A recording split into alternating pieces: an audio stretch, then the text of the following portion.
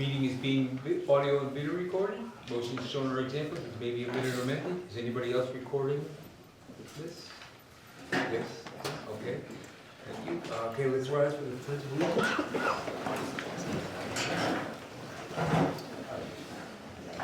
Pledge of allegiance. To the flag of the United States of America and to the republic for which it stands, one nation, under God, indivisible, with liberty and justice for all. Roll call, please. Mr. Alford? Here. Mr. Case? Here. Dr. Frederice? Here. Charlotte Crane? Here. Bonnie DiTomaso? Here. Dr. Eberwein? Here. Mr. Emerson? Here. Mr. Farella? Here. Mr. Locatell? Here. Ms. Latazori? Here. Ms. Lounsbury? She's way. Mr. Stewart? Here. Sarah Tucker? Mr. Here. Peters? Sarah's online as well. Mr. Peters? Here. Okay, we do have a quorum. Response from the audience. Anybody in the audience like to speak? Seeing none, hearing none. Okay, student affairs. Sophie, she's here. Thank you. Hello, everyone. So, starting off from last week, there were 2 fire drills that happened at Wacona. So one of them was unannounced, and then the other one was actually very serious. There was a smelly gas that was found in the boiler room. So students and faculty did an amazing job evacuating very quickly. So well done to them. Sophomores and juniors, they took their PSATs on the 12th, so that was a Saturday, from 7:45 to 11 o'clock. The National Honor Society has released acceptances and rejection letters last week. I personally was accepted myself, and the induction is November 4th, thank you, at Wacona. Student Tribe also at Wacona, they are sponsoring a Spirit Week from the 15th of this week to the 18th for homecoming. And then homecoming is in 2 days, so on Saturday the 19th from 7 to 10 at Wacona. The class of 2026 is doing a Red Cross collection fundraising for victims of Hurricane Helene. And then rehearsals have been well underway for the Apollonia players in the production of the complete works of William Shakespeare, abridged. And show dates are November 8th and 9th. November 8th at 7 p.m. and then November 9th at 2 p.m. and 7 p.m. $10 for adults and $8 for students and seniors. And if you want to buy tickets early, you can go to On the Stage tickets/show/Wacona Regional High School Apollonia Players to get your tickets early. Please come and see the show. We have some truly incredible actors, including myself, and it's been a lot of fun. And I hope that if you decide to come, you're going to think the same. And then all of this is happening at the auditorium. And then Dan Sargent, he wanted me to report that the boys soccer team is running for the Western Mass Championship, and that the golf team has also been undefeated. So that is it. Cool, thank you. Any questions for Sophie? Thank you. Okay. Next up is the financial reports. Okay, so there are a list of warrants that were pre-approved. Okay, gifts and donations and grants, approval of a fundraising event for the WRHS class of 2026. Be it resolved that the Central Berkshire Regional School Committee approves the fundraising event for the WRHS class of 2026 of Turkey Fest on Thursday, November 21st at 7 p.m. Second. A motion and a second. Roll call vote, please. Mr. Alford? Yes. Mr. Case? Yes. Dr. Frederice? Yes. Charlotte Crane? Yes. Bonnie DiTomaso? Yes. Dr. Eberwein? Yes. Mr. Emerson? Yes. Mr. Farella? Yes. Mr. Locatell? Yes. Ms. Latazori? Yes. Mr. Stewart? Yes. Sarah Tucker? Yes. Mr. Peters?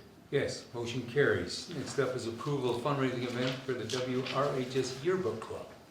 Be it resolved that the Central Berkshire Regional School Committee approves the fundraising event for the WRHS Yearbook Club of selling WRHS clothing apparel to raise funds for the yearbook. Second. Okay, motion and a second. Any questions or discussion on this one? Seeing none, hearing none, roll call vote, please. Mr. Alford? Yes. Mr. Case? Yes. Dr. Frederice? Yes. Charlotte Crane? Yes. Bonnie DiTomaso? Yes. Dr. Eberwein? Yes. Mr. Emerson, Yes. Mr. Farella, Yes. Mr. Locatell, Yes. Ms. Latazori, Yes. Mr. Stewart, Yes. Sarah Tucker, yes, Mr. Peters.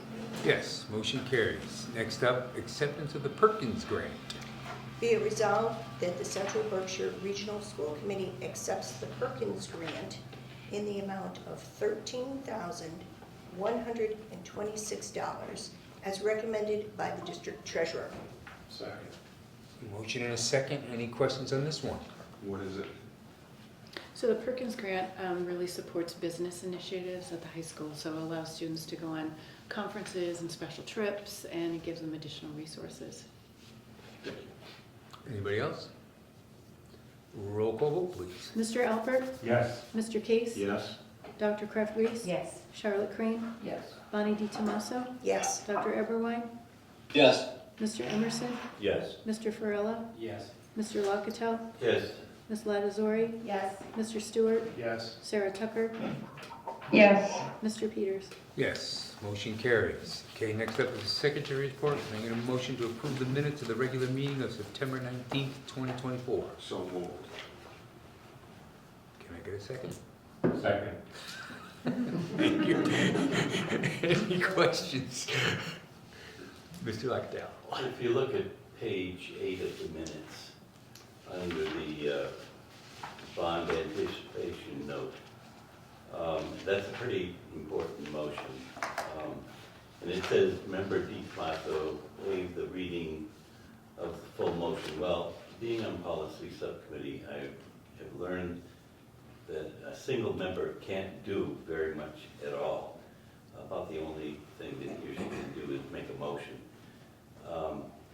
And Robert's rules doesn't allow you to do that either. A member can't do that. So I would suggest that that sentence just be removed.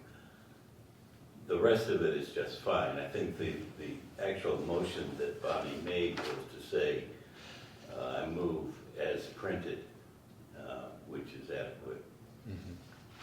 Okay. Any objection to that? If we make an amendment, we approve the minutes as amended?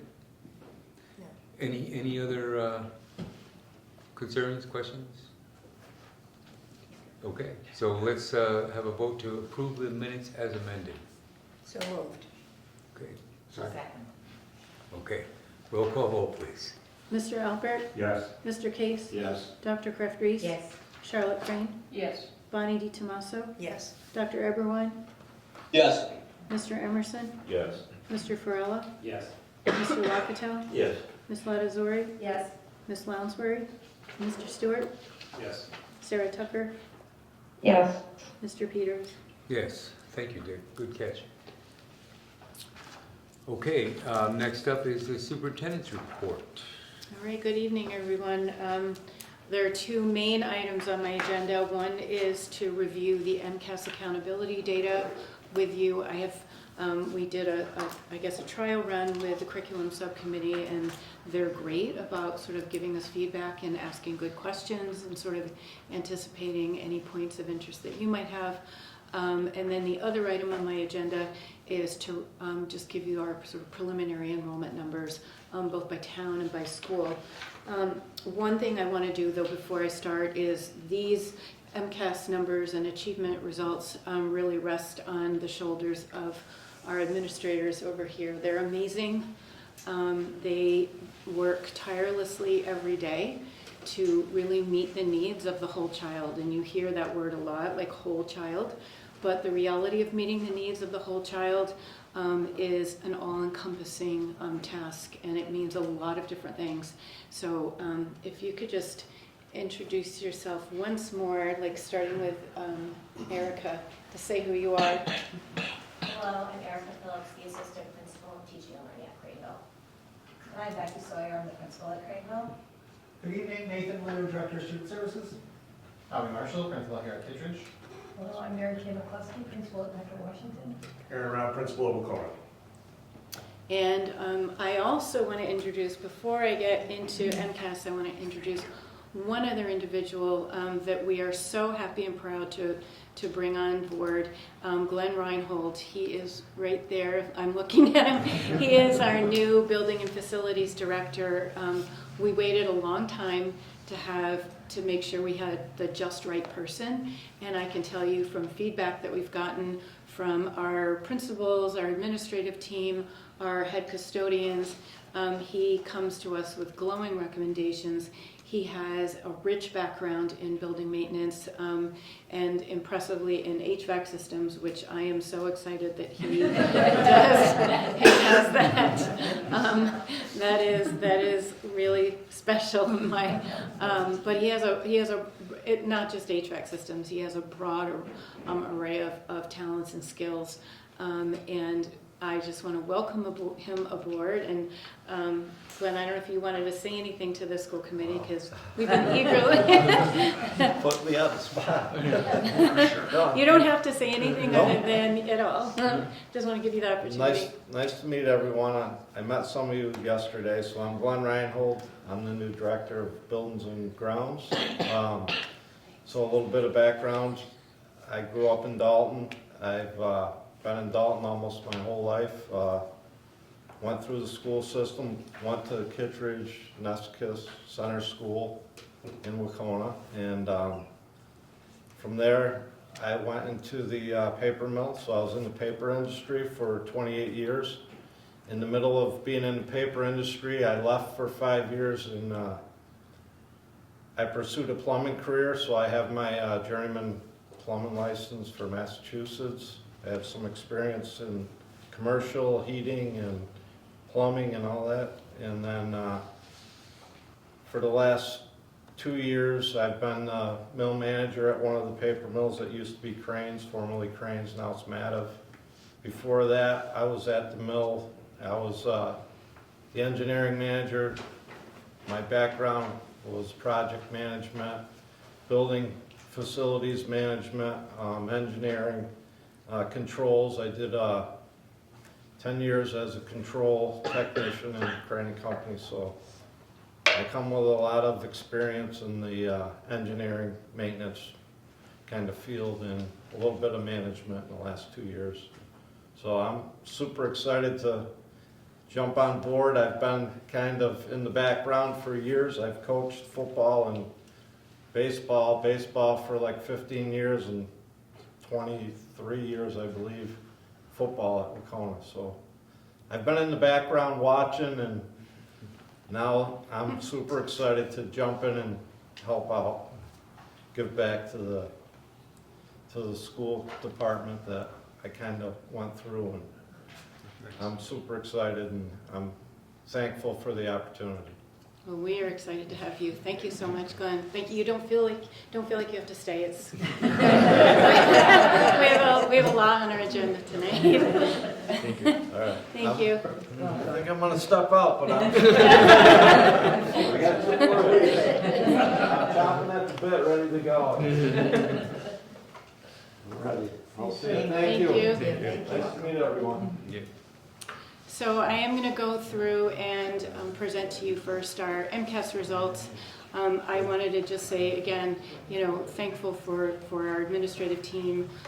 It's also like those that are really in classrooms every day with our students are our teachers, and they also really deserve so much credit when it comes to moving our students forward in what they need to learn. What MCAS really measure, the sort of bottom line on what they measure, are the state standards and the frameworks. So it's kind of a measure of where we are around the state frameworks and standards in each of our, in very specific grades. Our principals, Dr. Vosberg couldn't be here tonight. He did attend the curriculum subcommittee meeting. Dr. Hinault and I will answer any questions you might have about, specifically about Nesicus. I know our principals, vice principals, director of student services are also happy to address any questions you have. As I go through the presentation, feel free to stop me. I'll try to pause. Do you have any questions? I know both me and Mike and I are more than happy to give you an explanation of what something means. There's a lot of, when MCAS data is analyzed, there's a lot of information to analyze. At the end of the day, when it's time for MCAS, one of the things, just so you know, that we say to our students is, it's really important that you take it seriously, but it's not a total measure, it's not a measure of your self-worth. So take it seriously. We want to know, we want to know how we can do better. We want to know what we need to do to teach you the standards so that ultimately when you graduate from Central Berkshire, you can pursue what's most meaningful to you and what's most meaningful to you and your families. And we know that in order for our students to do that, they have to possess some very robust literacy skills, numeracy skills, science skills, technology skills, history and social studies skills. There's a variety of skills that our students need to leave us and with, so that they can pursue what's most important to them, and that's what we want for them, and it's different for each of them. So I will go ahead and start. So just for starters, I'm just going to go through some of the basic overall MCAS trends as they have been presented, as they present themselves on a statewide level. So just so you have some context on where Central Berkshire falls in relation to the state in terms of the trends. The overall results show that they're still lower than they were in 2019. I would say only 42% of students met expectations on the test. Math results show improved achievement in third grade but mostly relatively flat results in most grades. ELA scores show lower achievement in all grades from 2023. Science scores show improved achievement in grades 5 and 10 with lower achievement in grade 8. So just sort of, that's just context. And just know as also, as you're taking all this information and we will share this information with you tomorrow. So we'll share, or you have it in your packets too. But I think I might have added a couple of things in addition to what I have in the packet. So just a little bit of a refresher on how the state measures us. So MCAS results and our accountability profile are available on their website.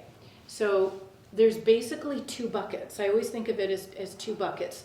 There's something called a criterion. There's progress toward your goals, which is a criterion reference score. And basically the state sets yearly goals for us every year, and every year those goals change. And those goals were measured, that's how they measure us against ourselves. So that's how Central Berkshire is measured against Central Berkshire, and Craneville is measured against Craneville. And it's in relation to how we meet the targets, and the targets are based on our own achievement and growth. The other measurement is how we measure up against the state. So there's an accountability percentile. The accountability percentile is based on student achievement composite scores, growth composite scores, and attendance scores. Now what I'm showing you right here, which is accountability indicators, this is how the state determines in the criterion reference score. So how we measure up against ourselves, this is how the state determines it. So for non-high school, so we have all of our schools are non-high schools except for Wacona. So even Nessick is considered a non-high school. So for non-high schools, ELA, for example, I don't want to necessarily go over every little tiny thing, but I'm going to go over a few. ELA math science achievement, we are rated at 60%.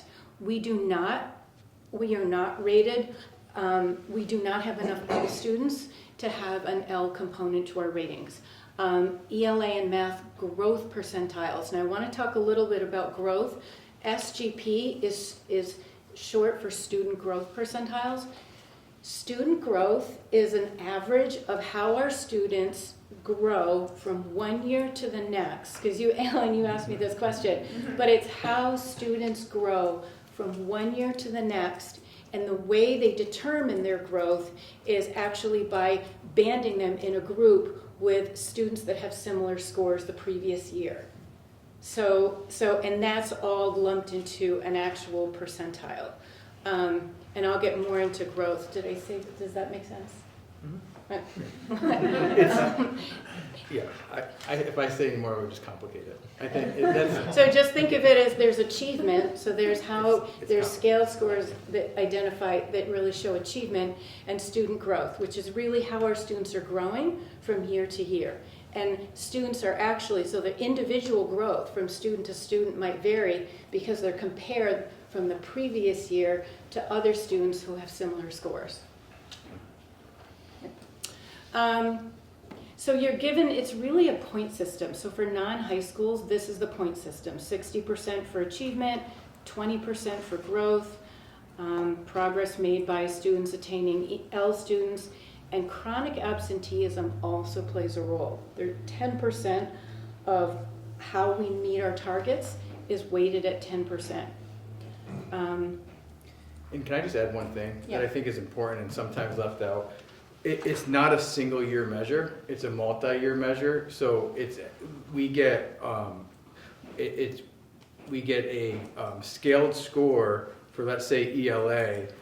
It's multiple years of our scaled score of ELA. So we might do excellent in 1 year, and if we did poorly the year before or the year before that, all of those go into the composite. So it's a multi-year achievement score, it's multi-year growth, and it's multi-year chronic absenteeism.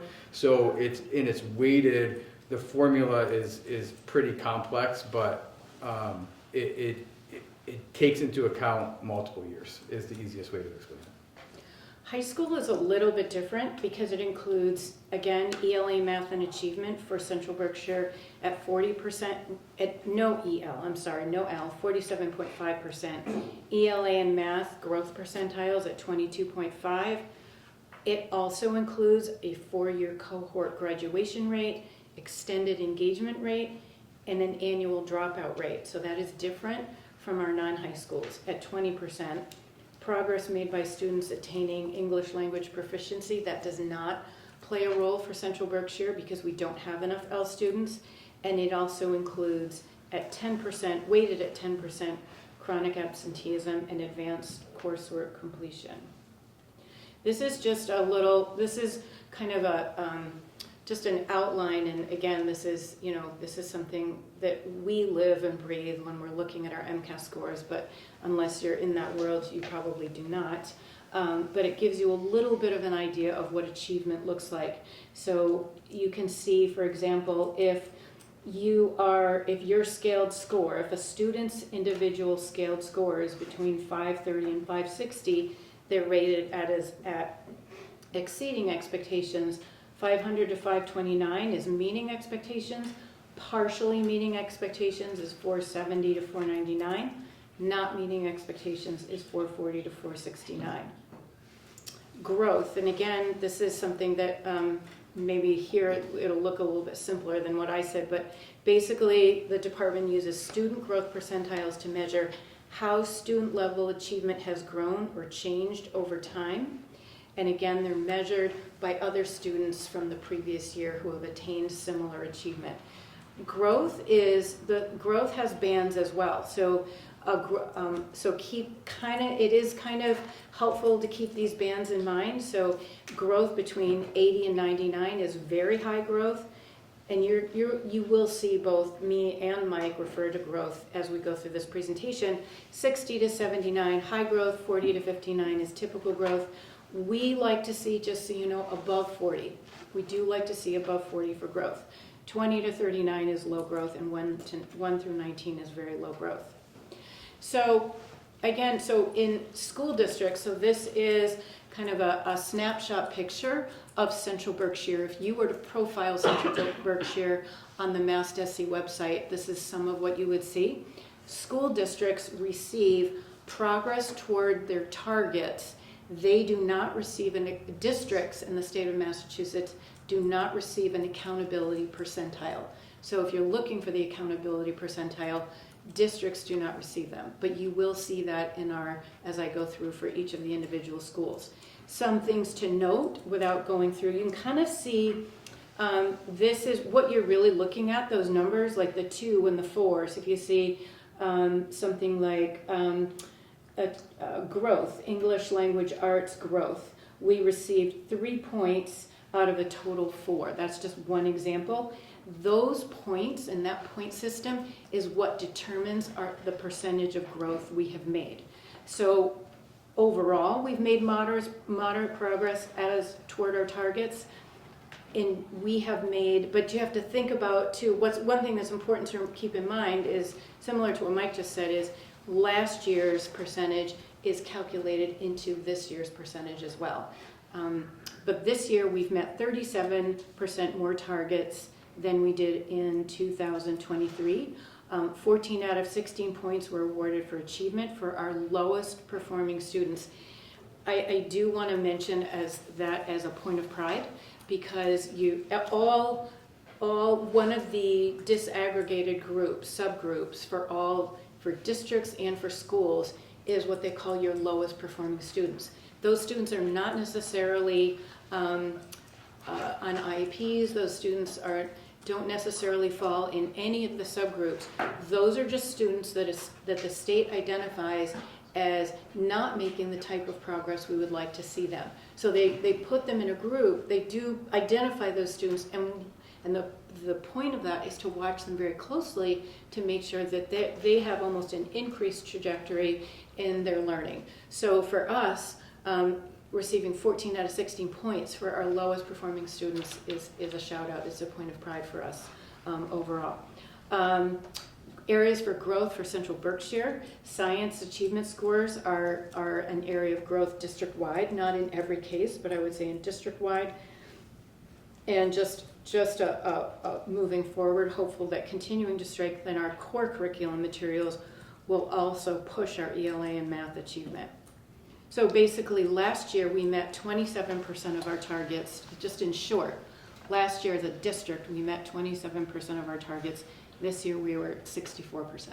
So that is growth for Central Berkshire. That's definitely for us moving in the right direction. And the targets moved, right? And so that's the other important thing to note, is that last year part of the conversation was that our targets were substantially higher than many other districts because we were already past our pre-COVID marks, which is kind of the bar that the state set in 2022.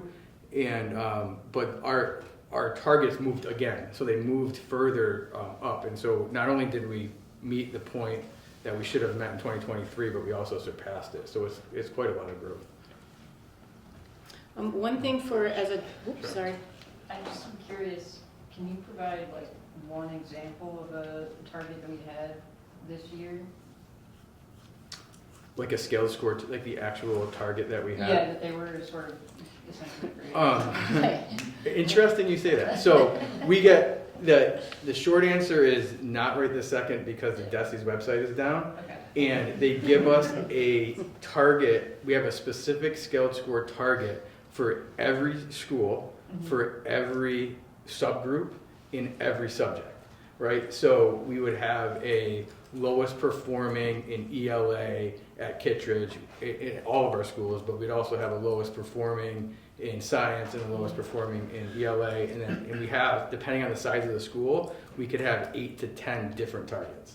And in our smaller schools, we have 4 or 5. So we're looking at about 40 different targets that we have to meet, and I don't want to give you the wrong number. Yeah, by going off the top We of can my head. definitely, we'll send it to you. Speaking of sort of what I call disaggregated data, one of the things I do want to point out is we do pull that data apart, because in all the work that we've done around equity inclusion, it's really important to us to look not only at that lowest performing subgroup, but look at, for example, our high need subgroup. So the high need subgroup it includes students with disabilities, it includes students that are economically disadvantaged, and it includes our L students. So that is a group, and that's a group that we watch very closely because it's a group that we know need a little extra in terms of their support. We don't have certain subgroups that other districts do, because if we don't have enough students in a subgroup, it's not measured. So the subgroups I have pulled out in this slide are things, just some points that I wanted to make note of. work that we've put a lot of effort into, and you've heard us at times come to you and say, we really, really need an interventionist. It's going to make a big difference. Or most recently, we need additional support when it comes to students with disabilities. And the support that you provide for us makes a big difference. I did want to point out that, so in grades, this is a generalization of all grades 3 through 8. So students with disabilities in ELA in grades 3 through 8 for Central Berkshire, were 51%, exceeding expectations in comparison to the state, which was 47% meeting expectations. In math, it was even, it was 49 to 49. So the first percentage that you see is us, the second one is the state. High needs, which includes students with disabilities, L students, and economically disadvantaged. In grades 3 through 8, ELA meeting exceeding. It was 31% in Central Berkshire to 21% on the state level. Math, 28% to 23%. Hispanic Latino students, ELA, 42% Central Berkshire, 19% on the state level. 30% Central Berkshire, 20% on the state level. So is this where we want to stay and be? No, we want to continue to grow. But noting that we are, I think, in places making progress toward supporting these students, and I think it's notable. In grade 10, students with disabilities, ELA, scored 57% meeting exceeding to the state's 65%. So in there, we're actually slightly lower. In math, we're 71% to 56%, and science, 64% to 57%. High needs, ELA, slightly lower, 31% to 37%. Math, 46% to 27%. And in science, 35% to 29%. So in a way, I feel like you can see there are places of real strength, but there are also some areas that we know we need to grow and we need to work on. But I think it's important if we say that we're going to focus, we're going to look at how we're meeting the needs of all our students.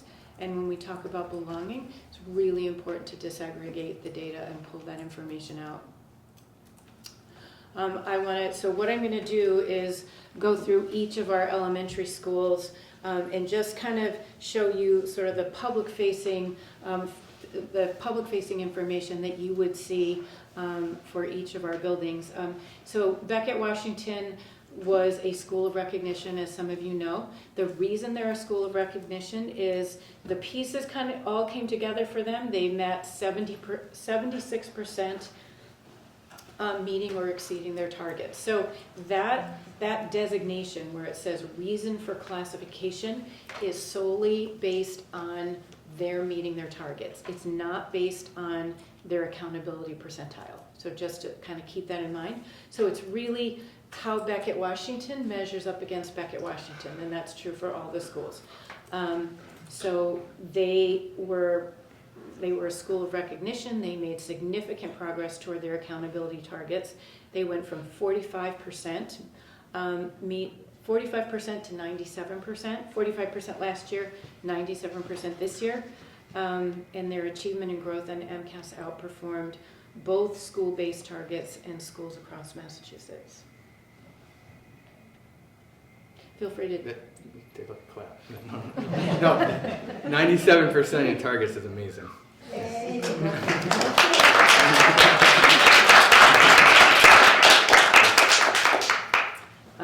And so the only thing I didn't say is how they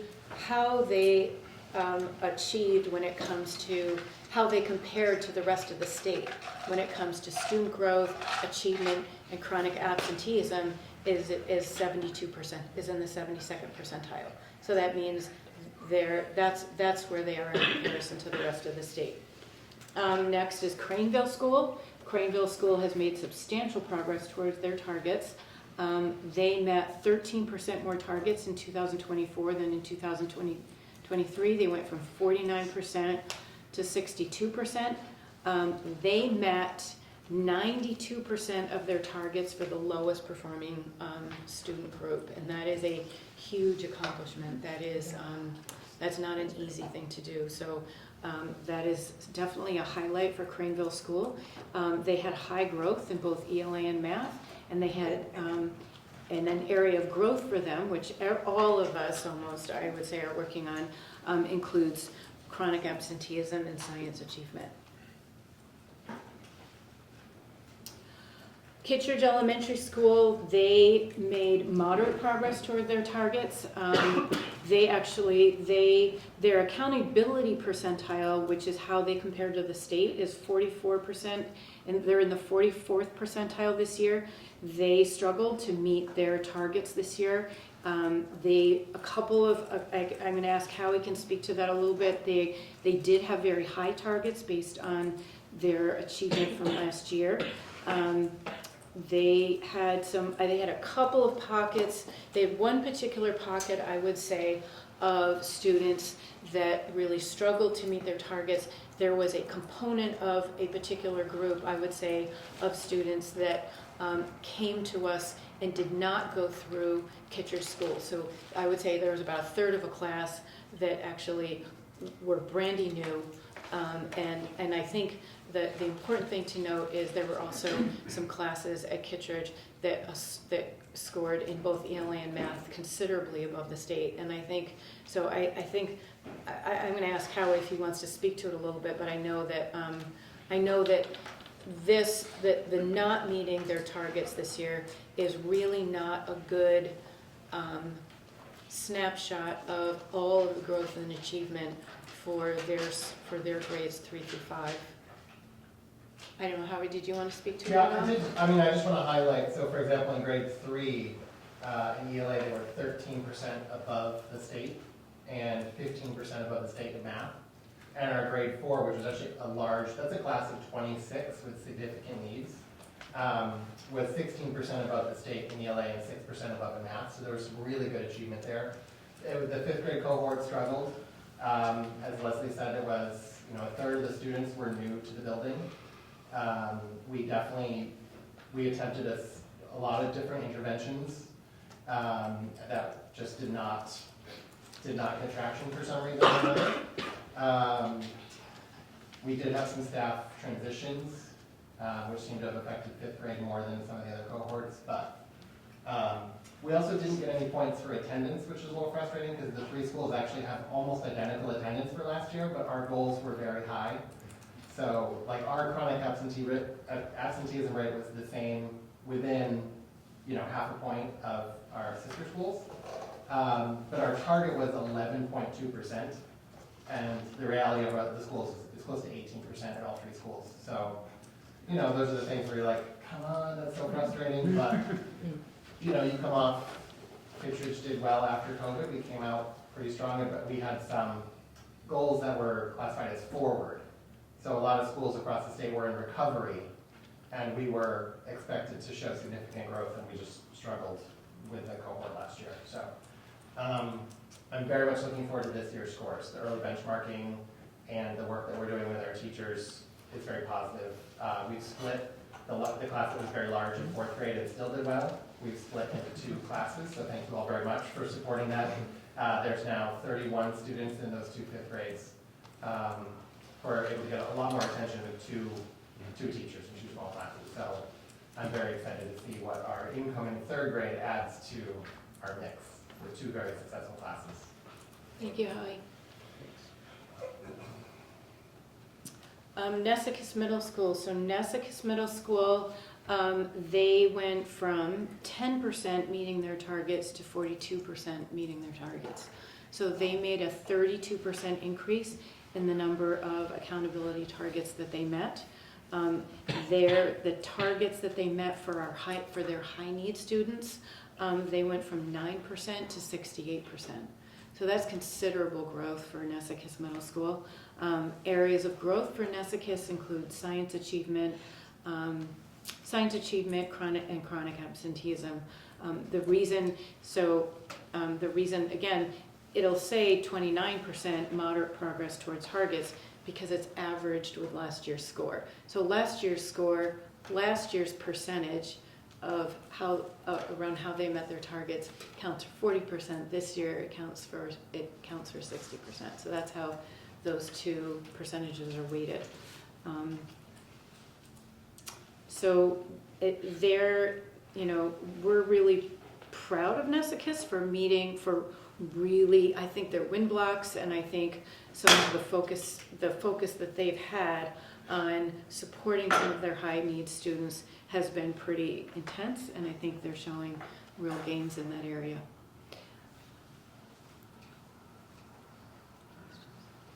Waukeena High School. So Waukeena has made substantial progress toward targets. They reached 57% more of their accountability targets than in 2023. They were last year at 33% meeting their targets. This year they're at 90% meeting their targets. They had high growth and high achievement for their lowest performing students. 95% of the targets were met. For them, an area of growth is also chronic absenteeism, but also student growth in ELA. The accountability trends, so I'm going to go back. When you look to the right, the accountability percentile. So the accountability percentile is where we fall in relation to the rest of the state. Again, factored into that accountability percentile is student achievement, student growth, and chronic absenteeism. So right here, we've just kind of kept this ongoing. This is really this is each of our schools and where they fall in terms of the state accountability percentile and their trajectory.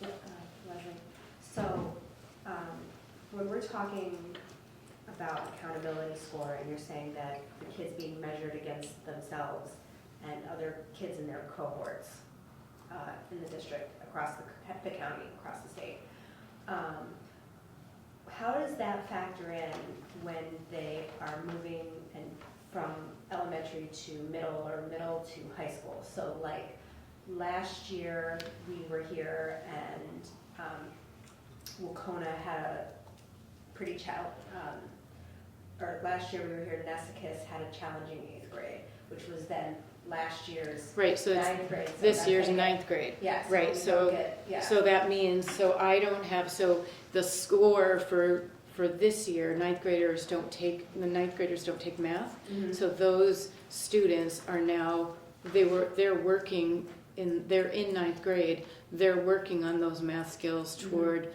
10th grade, so to make sure, because 10th grade is the grade that they have to pass both ELA and math in order to graduate. Right. So like when you were talking about Kittredge's 5th grade, like now that's Nesicus' right, 6th grade. Right. So when we come back here next year, right, we're saying Nesicus had an amazing achievement because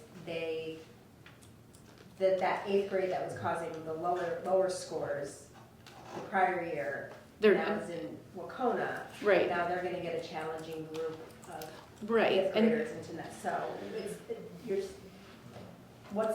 how is really the cohort working, and what are So how these is kids that? looking How does against that each other achievement? I think themselves? our goal is basically so that doesn't happen. Our goal is to even it out. Mm-hmm. So because what we want is we want both high achievement and high growth. Right. So that when those students transition, we can say, okay, this is the kind of support, they can sort of depend on the kind of support they're going to need to give their students. Mm-hmm. In fact, though, that's not always the case. Right. So in fact, that 8th grade class going into 9th grade is going to need more support, which would mean that Principal Rob would be focused on, they have a math interventionist. So if he has a math interventionist, which gives, I'm not going to speak for him, he might want to speak, but he's going to use that math interventionist to focus on that cohort of students. But, Do you want to? but that 8th grade class that you're talking about last year is this year's 10th grade. Right. Right? Yes. Oh. And just to clarify that, and which is why we rely heavily on our benchmarking system. Mm-hmm. And I know that Principal Rob can speak to the results that we've seen and the work that we've done specifically with that cohort. Mm-hmm. based on the data from 8th grade, so that when we take the MCAS this year in 10th grade, hopefully we see results that are mirroring our benchmarks. So I can answer, I can give you a tangible example. Yeah. Okay. So the sophomores that are in our school right now were those 8th graders that we talked about, I think at Beckett, Washington. We were at the meeting up in Beckett last year. And there was this glaring statistic, right? 16% meeting or exceeding in math. Yeah. So we gave 2 benchmark tests last year, and in the winter benchmark, which was actually in March, those same exact kids. Yep.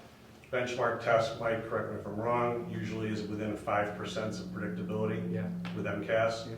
Those very same kids were over 50% meeting and exceeding. That's great. Okay, so a lot of work has been done by our freshman math teachers. Now, obviously, our sophomore math teachers who are our geometry teachers. Freshman year is Algebra 1 predominantly. Sophomore year is geometry. Yeah. And then with the work of our math interventionists. And also, I think our staff in general, I could probably speak to the whole district, becoming more data wise. I hate to steal that title of that book, but I think everyone's becoming more data wise and becoming more cognizant of targets and those sorts of things. I think it's helped. And I'm excited to see what the sophomore class does on their MCAS when we're back here next year. Right, that's what I was gonna say, that's what I was Yeah. saying, that Right. that class, you'll see that in our next year's data, but, So when we look at year over year, where I was saying, Right. when you're looking at this, or last year's 7th grade to the year before 7th grade. Right. What I thought would be interesting to look at would be last year's 7th grade compared to how they did the year before in 6th grade. right. To see, do we just have a particularly good cohort of kids that is doing well on MCAS, or are our interventions working with those There's- children? It's usually, honestly, the way we sort of think about it is we think about it as a triangle. The cohort of students absolutely can affect it, but it's that sort of triangular relationship between the students, the teachers, and the curriculum resources.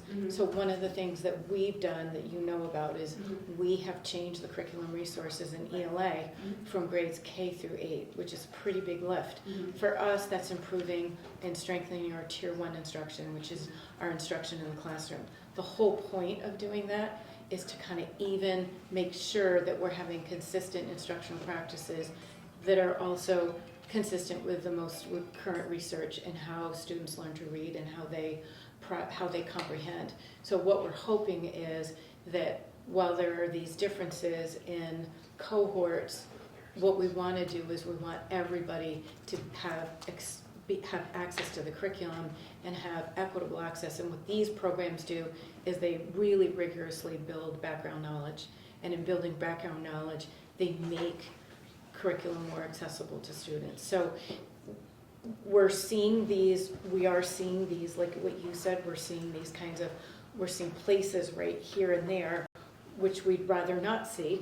We want to even it out, but we're hoping strengthening our curriculum as well as providing professional development, as well as making sure we have a robust Tier 2, which is interventionists, special education teachers. That's all those factors we're working on to try to make that, not see that as much, to even that out. Right, you don't want the pockets We don't. and the dips. We don't, and part of, I would say, the big lift for this year is in ELA and math, actually. So ELA K through 8, which includes some pretty intensive professional development. And then in math, kindergarten through 5, Eureka Squared, materials and professional development. And so it's again establishing, making sure everybody has has strong foundational skills, but also can apply those skills in higher level thinking skills, use their higher level thinking skills. So we're trying to where we see those, we follow them pretty closely, as Aaron said, in our benchmark results, because that group right now is what just finished their benchmark testing. I'm not really surprised that group had issues with math. That was the group that we switched to Eureka to begin with in 5th grade. Right. So, and then we ended up in COVID, and Eureka was a pretty big lift of curriculum shift to do your last year of elementary school, and then, Teachers need to feel comfortable with these programs. I mean, this is a different way, a slightly different way of teaching. It's not, it is different than what they are. We have super strong teachers in Central Berkshire. But, you know, we all have to have a growth mindset. We all have to be willing to sort of shift our practices so that we're making curriculum accessible to students, and we're pushing them to achieve and you know, also speak to their passions, making sure the content is interesting for them. And so I don't know if you want to speak to that at all. Just like if you're to talk specifically about year-over-year changes, at the building level, our principals know that data really well. I'm looking at it right now, like we do track those cohorts without putting it in context against the trends that happen at the national and state level with like adolescent development. It can look like you're losing ground when you're actually gaining ground, because like, for instance, you generally get growth in 3rd, 4th, and 5th grade across the board. And then there's almost always a drop in 6th grade, and that drop tends to continue in 6th, 7th, and 8th grade. So if you can make growth in 6th, 7th, and 8th grade, or even flatline it, you're actually doing really well. Yeah. And then there's almost always a jump from 8th grade data to 10th grade in every subject across the country, in all state testing. So when you're going cohort to cohort, you also have to just contextualize who are we talking about, and where should there be movement one way or the other based on their development. But like, there's some highlights that jump out, like our 3rd graders to 4th graders in the district in math. So when they took the test as 3rd graders 2 years ago, they had 34% meeting expectations. They're up to 50% meeting expectations. And there's pockets like that we can talk about, and it's just without looking at it with a trend line, it's hard to make sense of that data. and I understand, I mean, these algorithms, they're monsters, and Yeah. they don't make a lot of sense. It's tough, but we do look at that data internally to check how the individual groups are moving through the system. I can share that spreadsheet with you. It's just a behemoth. Yeah. So the data you're going to see from here on, or here forward, is by grade level. There's a trajectory over time, and it also shows how we compare to the state in each of our grades in both ELA and math. You can see in 3rd grade, we are not where we want to be in 3rd grade. We are 39% as compared to the state, which is 42%. One of the things that I've noticed, and we do talk about the value of benchmark data, is with our, I don't want to say kindergartners, because we don't expect our kindergartners to come to us with a strong skill set, but our 1st graders and our 1st, 2nd, and 3rd graders now, the ones that had Haggerty, are in a very different place than these current 3rd graders, which are now in 4th grade. Like, we're seeing the results of focusing on early literacy last year. So last year it was an early literacy focus. This year it's more of there's early literacy obviously when you adopt a new reading program, but there's a focus on all, a broader focus by adopting wit and wisdom. So we think we feel very positive that 3rd grade will look differently next year. Our 3rd grade math, they're at 43%. The state is at 44%. What I like about the trajectory for 3rd grade math, I like our trajectory. We're on an upswing. So what I ideally would like to see is high achievement, but also that achievement trajectory moving forward. And this is based on a program called Eureka. The program that they are doing this year is an upgrade from Eureka. It's called Eureka Squared. So they also are having a change in curriculum. This is 4th grade ELA. 4th grade ELA is at 39%. The state is at 37%. There's a slight dip for our 4th grade. Again, we're above the state, which is good, but we're hoping that with the new reading program that this will move up for us. One of the things I do want to point out that I did not point out is in each of these is the student growth percentile. So while we're above the state, not as high as I would like us to be, there's strong growth for our students. So 53 would be considered very strong growth for this group of students. Fourth grade math, Central Berkshire is at fifth grade 50%, and really strong growth. So they're at, so this is sort of what we'd like to see for all grades, for all areas where you see high growth, 63, high performance, 50% above 50% as compared to the state's 46%, and you can see over here that the trajectory is moving up. Fifth grade ELA is at 45% in comparison to the state, which is 38%. Again, high achievement, very high growth at 65. There was a slight dip, not necessarily an excuse, but I think there was a dip across all of Massachusetts in ELA. But I'd rather, I'm pleased, they are growing. So I'm pleased to see high growth, and I'm pleased to see that we're at 45% in comparison to the state, which is at 38%.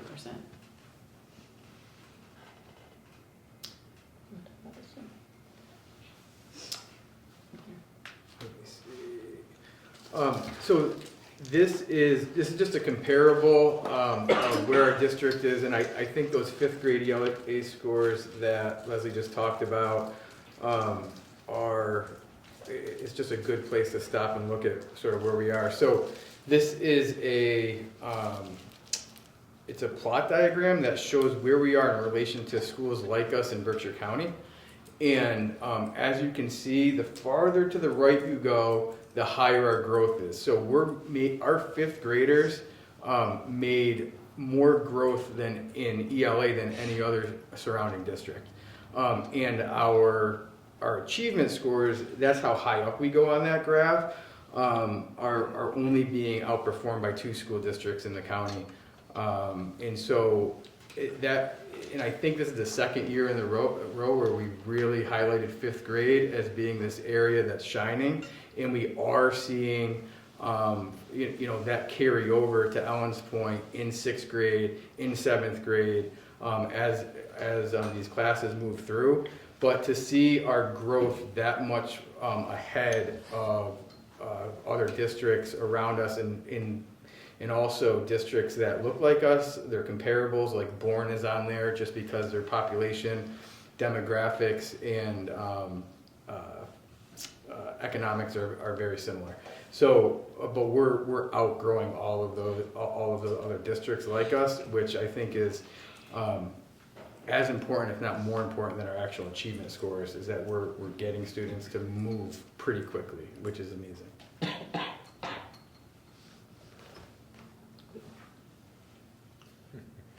There we are. Yeah, I did the same thing. I'm looking at a different slide. All right. There we go. At least my mouse was over the next arrow. Wait, no, I'm not looking at it. This is our fifth grade math. Fifth grade math is Central Berkshire performed at 44%. The state is at 40%. Our growth percentile is high at 62. It was a slight dip for us, but again, I think a strong performance and strong growth. This is fifth grade science. Fifth grade science is science across the board. I think it's not across the board. There are some areas of science where it isn't a growth area, but science is a growth area for us in elementary school. We're at 44%. The state is at 45%.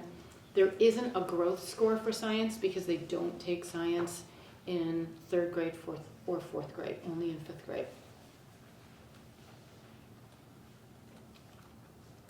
So Nessicus ELA grade 6. Nessicus ELA is at 52%, which is considerably above the state. The state is at 40%.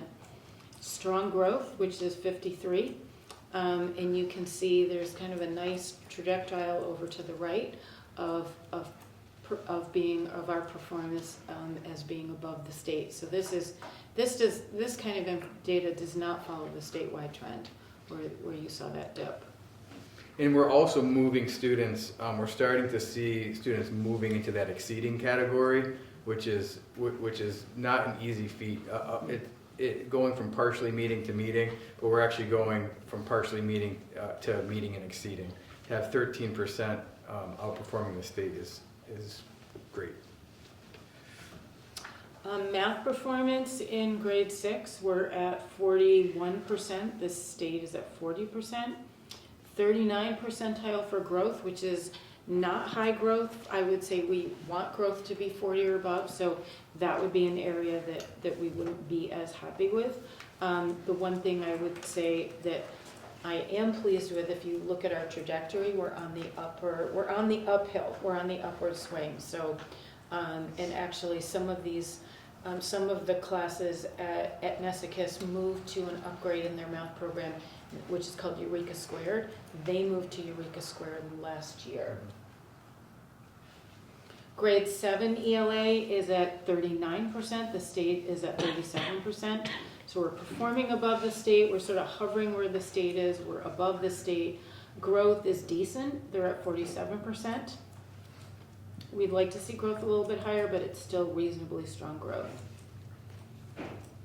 Grade 7 math is at 33%, it's below the state. This is a growth area for us. This is growth percentile is 47. Achievement is 33. That's not where we would like to be. We dip below the state. Again, this is an area that where we have. I know Dr. Gosberg and I and Mike have had conversations. He's made some changes this year and made some shifts. This is grade 8 ELA. So grade 8 ELA is at 36% in comparison to the state, which is 43%. This is not where we would like to be in ELA, although you can see if you looked at the trajectory, we're actually moving upward. We're getting closer to the state. But having said that, we still want to see more growth. And the growth percentile, which is 35, is also not where we necessarily want to be. The big change this year for grade 8 ELA is moving to a new ELA curriculum, L. And grade 8 math, which was low last year, still remains lower than we would like it to be. It's at 22%. The state is at 38%. Growth is at 34%. We are moving up. We're on the upward trend. Again, not where we would like it to be, but we are on the upward trend. This is grade 8 science. Grade 8 science is at 34%.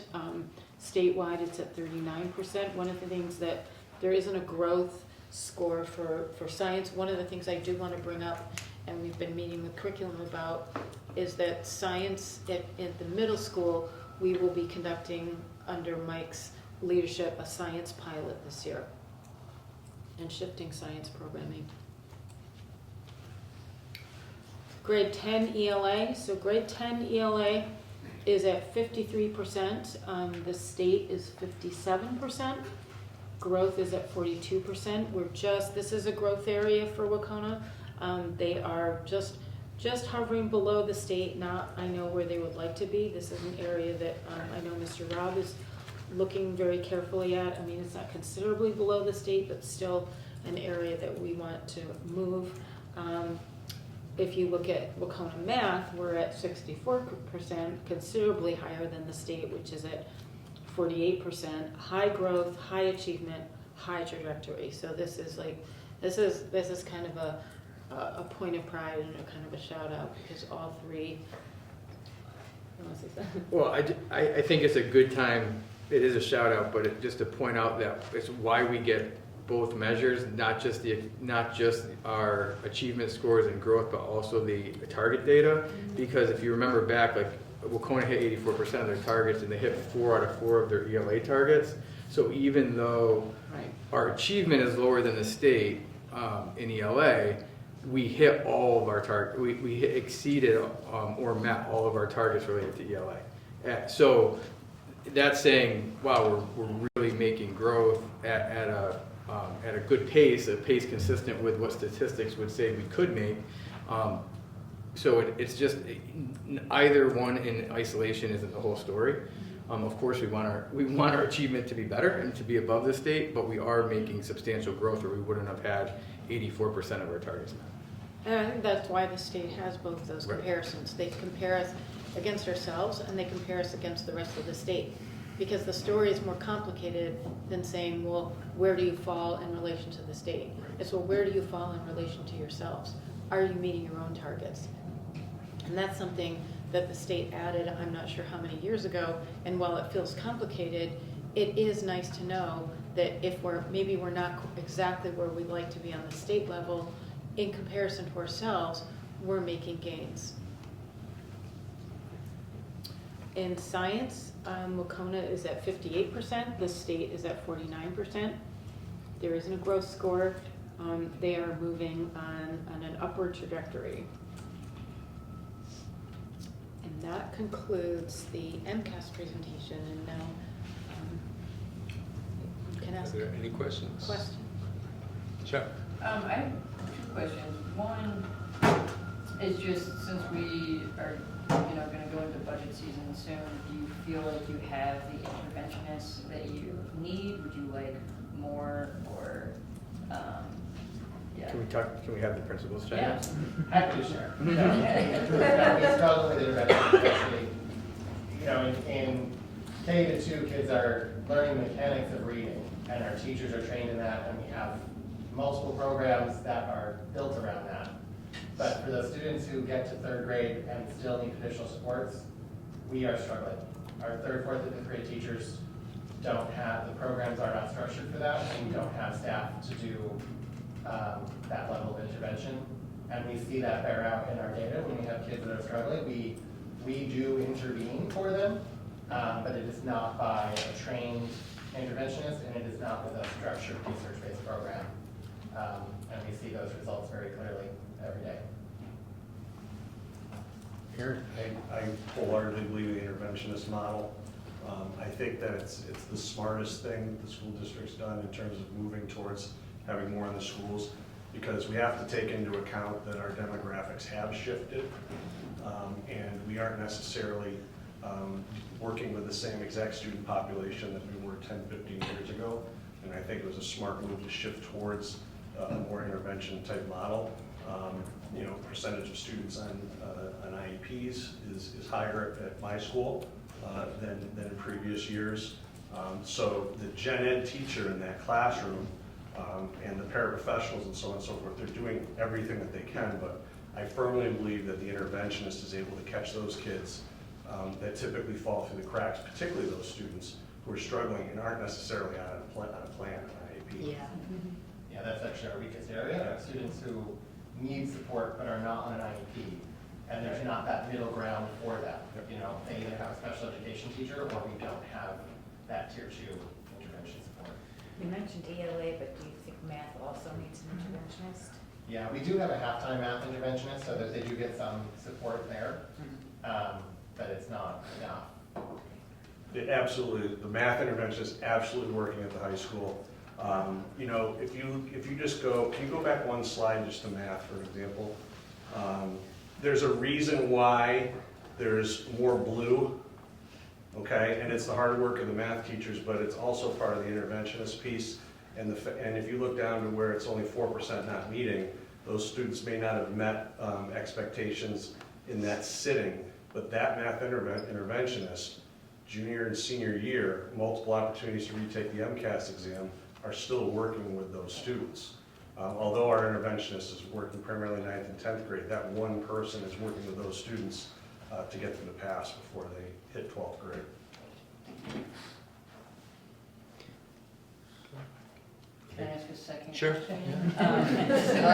So, one of the common themes for our growth area is chronic absenteeism. I don't know if you can speak to what we might be trying to do to address that. Absolutely. So all of our principals, I think, have identified chronic absenteeism. We have varying strategies across the different schools, considering developmentally where students are. The first one that comes to mind is Aaron, and then anybody can speak to this, but I know Aaron Erin, do you want to talk about your approach to chronic absenteeism? Carrot and the stick.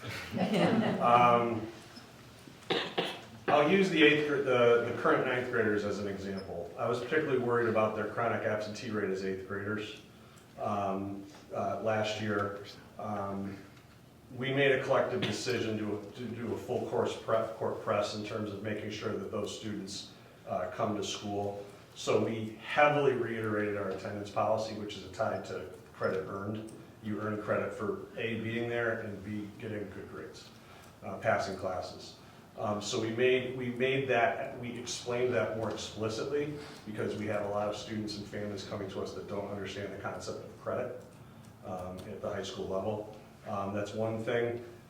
Second thing is we have either made the promise or actually followed through on filing on those families that don't send their students to school. Filing 51As, that's the stick. But I think one of the things that's really helped is I was able to meet with, I personally decided to meet with the 20th high flyers as far as attendance goes. So we had kids coming to us that had 40, 50, 60 absences. And just putting in front of them the notion of how much school they've already missed. They've missed years of school by doing that since kindergarten. Years of school. Trying to put that in front of them and get to understand that and putting that in front of their parents. Our freshmen, I checked it this morning, our freshman chronic absentee rate right now is 9%. So it's hard work, it's time consuming, but it has to be done. To put that into perspective, the coming out of eighth grade, it was 38%. Okay, so if you think and that's missing 20 days of that's 38% of our current ninth grade class missed 20 days or more of school, right? Yeah. So it's not a Central Berkshire problem specific. I mean, it is our problem that we're trying to fix. But coming out of COVID, this is something that's been a national problem in Massachusetts specifically.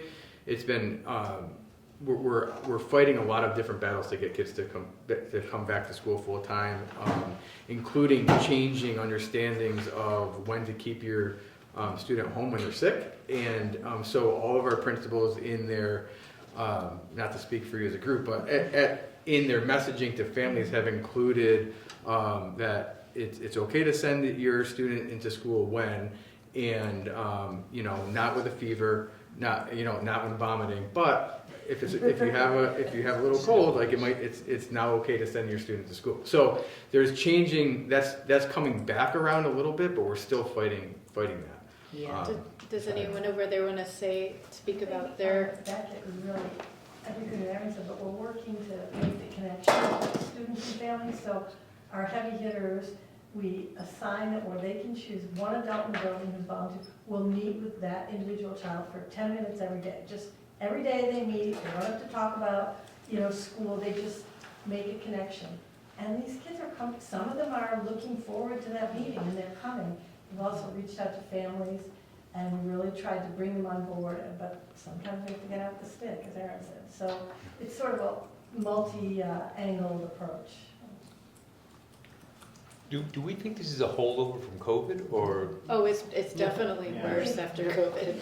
I mean, Oh, yeah, it's a statewide issue and it's post-COVID. I mean, there have always been some chronic absenteeism issues, but post-COVID, it's considerably worse. I will also say, not to interrupt, I'll speak for the high school. The mental health piece is big. Yes, that's true. Anxiety and depressions through the roof in high schools across the country, across the state. Ours is no exception. There's a lot of hours that go into one child to convince them to A, come through the front doors, but then B, go to class. They may not be chronically absent, but we've got to make sure they're actually accessing their classes and not avoiding or and so on and so forth. So I think the mental health crisis was coming regardless of COVID. I'm telling you right now. Saw it coming before COVID. I have theories about why it's where it's at. Some of it's related to technology. But the fact of the matter is that it was coming anyway, in my opinion. And we're even seeing it at the elementary level, and when you're talking about support, that's an area with SEL, school adjustment counselors. We could use more support in that area because it's gotten so much worse than it has been. And to couple that, the fact that, well, it was you folks that allowed us to keep, at least at the high school, that extra half-time school adjustment counselor, which we now share with Craneville, that was a godsend. Because what we do is we have that person meet with all of our students who have school adjustment services on their IEP grids, and that frees up our other school adjustment counselor with us full-time to work with all of the other students, handle drop-in traffic, triaging, and so. Do you think that implementing the yonder pouches and the change in access to phones has made any difference in students being more engaged in what's going on? Well, our MCAS scores went up in 1 year, True. so I can say that. So I could point to that. So that's the data point that I could point to. Whether, how related it is, we would have to, it'd be a tough one to parse out, but they did go up, so. Thank you. One thing I want to point out with MCAS is this group over here, our principals, as well as all of us, we start thinking about resources, needs, where our students are now. So when you think about where we are here, our goal is to anticipate where we might be and to make those changes the year before. So an example of that would be in the ELA pilot program and in making a change in math. This year right now, we are already starting, or Mike, I'm taking credit, but we I say loosely, but we're also looking at a science pilot at the middle school because we've identified that as a need. So we're already sort of using benchmark data to kind of anticipate our needs and to project any changes we might need. An example, right away I can tell from our benchmark scores how we have benefited from having Hegarty and adding an additional early literacy component in phonemic awareness, which is something we really needed. So we can see right now the students that are in that next grade, what a difference that's making as they've moved up and with the skill set they moved up with. So just so you know, all these things for us, you're seeing them now. We're looking at this all year. And to bring up something that Aaron pointed out earlier, we are intentional about growing our internal capacity to look at data. And so as we have a much stronger universal screening system in K through 6, which is Amplify, which uses DIBELS 8, and as we're getting better at looking at that data and determining skill deficits for students, we're seeing larger pockets where we need intervention that without looking closely at the data without collecting the data and then actually being able to interpret it, we might have missed some of those pockets. So now we do have a growing number of students who we know we need intervention that we might not have known about 2 years ago, but now we really have to mobilize. We're thinking about schedule changes, how to best use our resources, but also what we might need in order to best serve those students that we know have gaps. And kind of to build off what you said when you said mobilize, this group really prioritizes very purposeful teacher collaboration time. So, and it's when I say it's purposeful, they look at their benchmark data, they look at their observation data, they look at where students are struggling, and they try to individualize as much as possible what their students need. They are the way they can configure their schedules to make sure that teachers have collaborative time to have these kinds of discussions and to do this kind of planning is super impressive to me, because when it comes right down to it, there aren't enough hours in the day. There just aren't, and that's something that they, when between juggling substitutes and all these different things, they're making sure that teachers have this time to do what they need to do to purposely, configure their instruction to improve it and to individualize it for students. I just have a question based on what Howie said earlier about his 5th grade and how there's 2 sections now, so you've reduced the class size. Yeah. We all know that lower class size is a winning combination. Are there any other grades that you see that problem with in the elementary level that we need to anticipate? I currently have a large 4th grade, not as large as last year, but I anticipate, we've seen a huge influx of students the last 2 summers. Okay. I anticipate that class will still be So you'll over still 30 need 2 next fifths. year. I mean, very early for a budget request. Right. Just thinking ahead, what else we need to do? I definitely see that my 4th grade will probably be in 2 5th grades next year, just based on, it's already 24 students, I think, and we're getting several over the summer. 24 in the fourth grade. And our 4th grade's at grade level, that's our 1 grade level that we only have 3 sections of, and those class sizes are, we're telling.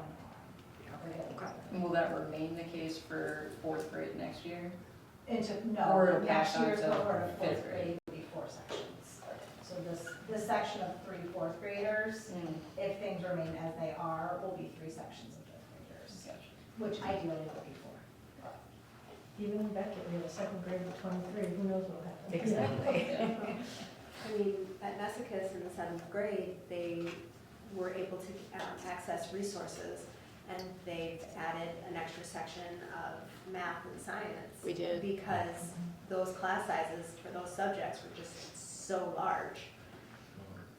Yeah, and the teachers they're super appreciative because they feel like it's really making a difference for them this year. It does, yeah. Not that, other subjects aren't important, but math and science, if you miss an element in the teaching because Right. the teacher can't get to you because of the class size, you're lost.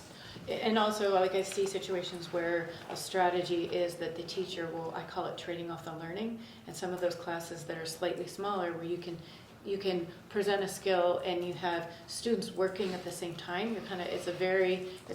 It's a skillful approach, but I do it well. It's amazing to watch, and I call it trading off the learning. And you see teachers doing something, and then the students try it, and then when students feel comfortable asking a question, and you can kind of go back and forth, and then you'll have a little group of 2 working together, and you can configure it that way. If you don't have 30 students in your class, like Noise level goes down, Right. concentrate. Right. So one thing I do want to say is there's a lot of information. I am more than happy to have follow-up conversations and questions you might ask as this comes forward. Also, we will always do, and we will continue to do a full benchmark report to the curriculum subcommittee, and we'll do one shortly because we're just wrapping up our benchmarking now. Our December meeting. Yes. Dave? I'd love to hear more about sort of this mental health process that you've seen, or these issues that you've seen coming, and also some of the reasoning behind the absenteeism. I find that interesting. But when we talk about interventions and we look at the upcoming budget, are there any thoughts on how we balance keeping our budget increases affordable to our towns while supporting students that need the extra interventions? Like, obviously if we could, we would give you the interventionists that you need, right? But we need to balance that, if you kind of look at it. Any thoughts on? I mean, I think that's the double-edged sword of tonight's presentation, is that as a district, we're doing very well, and it's attracting, we're probably one of the few that's growing. But some of those things come with needs, and so, if we're gonna do well, we're gonna have more students, and sometimes they come with more needs. Anybody else? So I won't take too much more time on this, but I did want to just review some of the information on the numbers report. You see, I'm going to look more specifically at the report that's by school. I have in front of me the 2023 report in comparison to the 2024 report. One of the things, if I look in summary at the grand total, this year's grand total is actually less than it was last year. This year we have 1,562 students. Last year, we had 1,589 students, so it's a slight drop. The main reason for that slight drop is that this year, we have less kindergartners, and then the graduating class at Wacona was 125. So we basically lost more students than we were bringing in.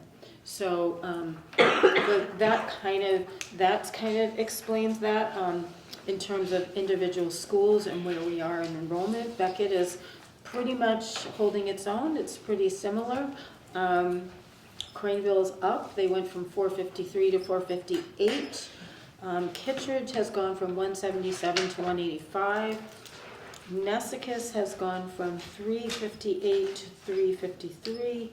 Wacona last year was 482. They lost that big class. They're at 450. And like I said, the totals is for this year is sitting at 1,562. One of the things that I believe is true about rural districts, when you look at these numbers, is you kind of see you get these bubble classes. You get classes that will come in, especially in your smaller schools. You're going to get, and it's challenging from a budget standpoint, because you want to make sure students have what they need in terms of, teacher to student ratio. But you can have a class of 1 year, like at Kittredge 1 year, we had a class of kindergartners that was close to 30. We needed to break that up between 2 teachers. Now we have 2 first grade teachers. We needed that. We don't have the same issue with this year's kindergarten.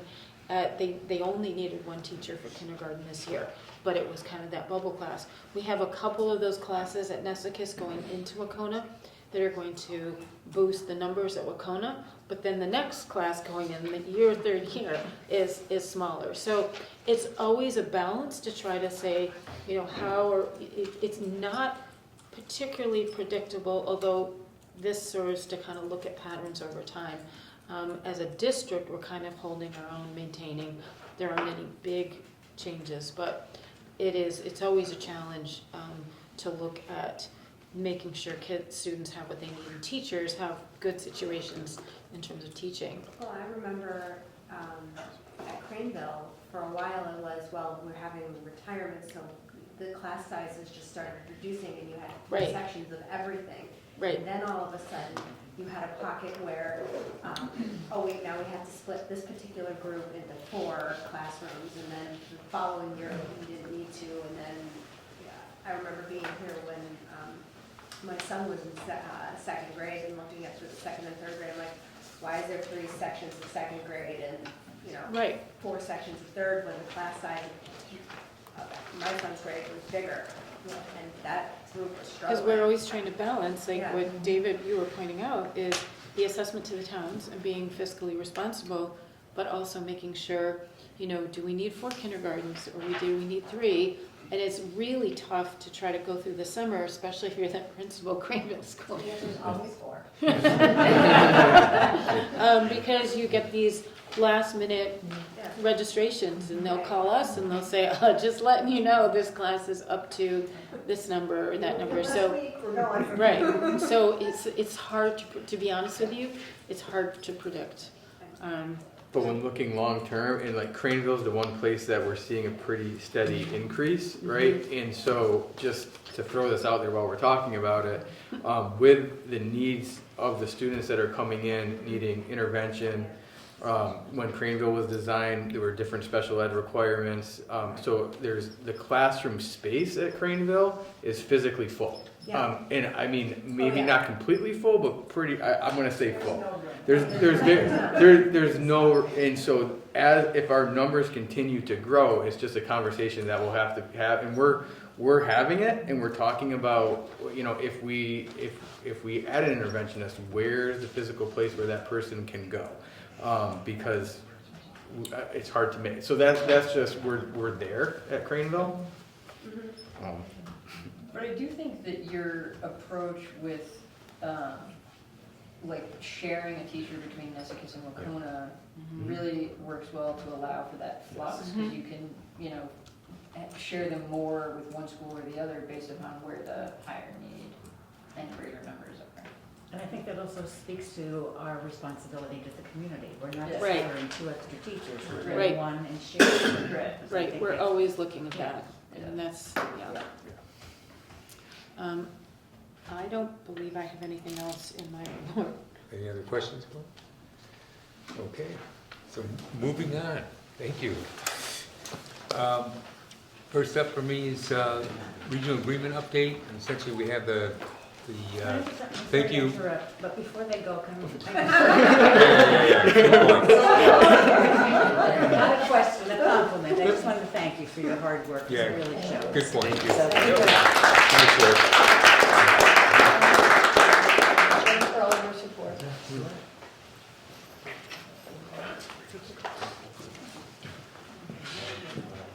That's what she just did.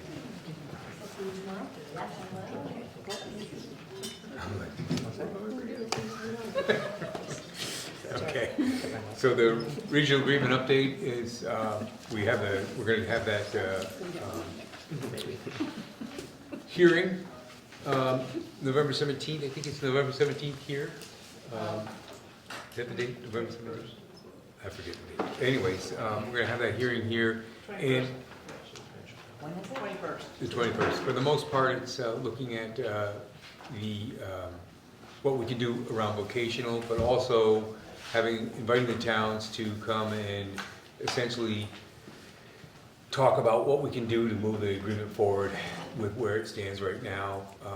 Possibly, if we have to get the regional ad hoc committee together again to kind of move it forward. But for the most part, it'd be good if we could get this done, and we put a lot of effort into it. I don't want to see it end, but it's kind of hard to move it forward at this point.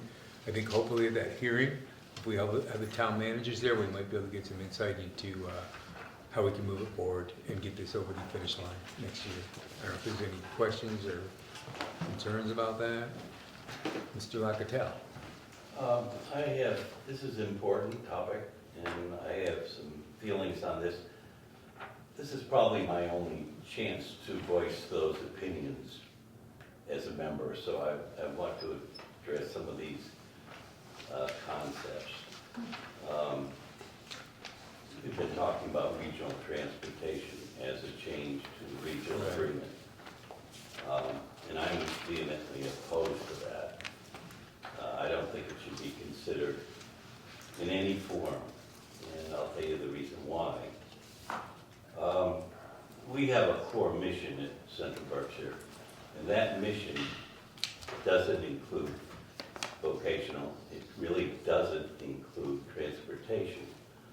We have regional transportation, obviously, but regional transportation is not included in the foundation budget, or what we have. We call it a basic budget when we calculate things. And what that means is you can't, that doesn't go toward your net minimum contribution. That's what it means. It means a lot of other things, but that's one of the things it means. So that's not really core to what we're trying to do. In fact, Mass General Law and our current regional agreement separates out transportation. Transportation is not included in the operating budget. It looks like it is, but it really isn't if you look closely.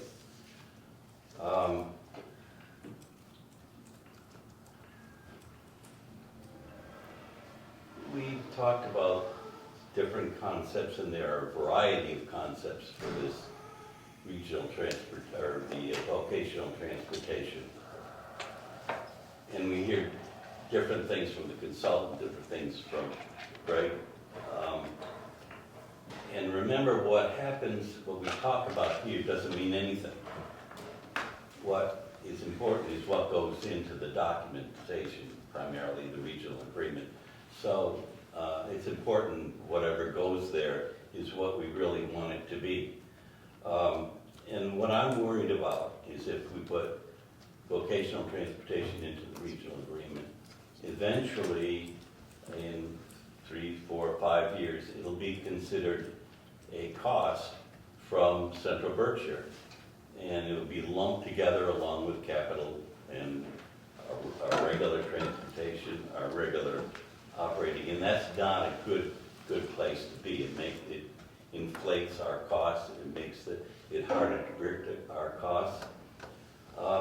other thing is, we've talked about administering it. That's another burden on our administration. Is that what we want to do? Is that what we want to pay them to do? Aren't they already busy? So those are some of the reasons, and I want to talk about this memo that we got from Jay Berry. If you look at it closely, first of all, we can put vocational transportation in the regional agreement, which I oppose, of course. But he makes the point, and it's a very good one, quote, "but the disagreement about incurring debt has not been resolved." So it doesn't address the problem at all. And we're using it as a sweetener, and I'll address that later as well. He talks about a guardrail. You know, I know when we talk about guardrails in terms of Donald Trump, but I don't know what is meant here. I do know that there are guardrails, perhaps by a Prop 2.5, maybe that's what somebody meant. The town with the biggest problem there is Dalton. Dalton has the highest tax rate, and at times has approached 2.5. Anyway, that needs to be explained. He talks about actually putting in, he recommends putting in the Mohawk description of vocational transportation. I'll quote what he says. "The committee, acting on the behalf of these towns, shall furnish transportation services as needed." That means those costs become Central Berkshire costs, which is just what we're trying to avoid. That's not how Greg has explained it to us at all. And it's just what I'm worried about happening. Dick, the one thing I think that talks about is that next line where it says the cost accrue, they'll be assessed in the same year as so it wouldn't be part of the budget, but in the same year it happens, you would assess the towns. That's where I got my information. That's where I read that for. Yeah, I'm not, that's beyond, you know, when you assess that's toward the end of it. It says, "shall appoint one member and one member alternates to the advisory committee." Well, that presumably would be one of the things the advisory committee would discuss. But I will oppose this. One member means there are going to be 7 members, and Dalton, who's probably got, you know, I would think would be 60% of the vote students, you know, on the average, probably 60% of it, and they have only 1 vote in 7. That's crazy. That just promulgates what we've had in the past. That's a problem for the town of Dalton. So I would oppose using that.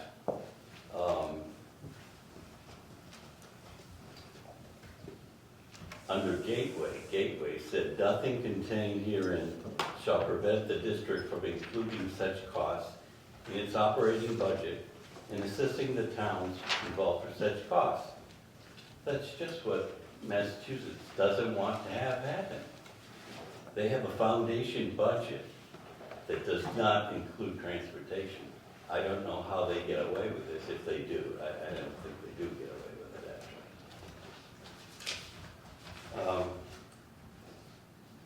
I looked at other districts to try and find a precedent that we could adopt, and I don't find anything. That maybe consultant knows it, but certainly Mohawk and Gateway are not good precedents for us to follow.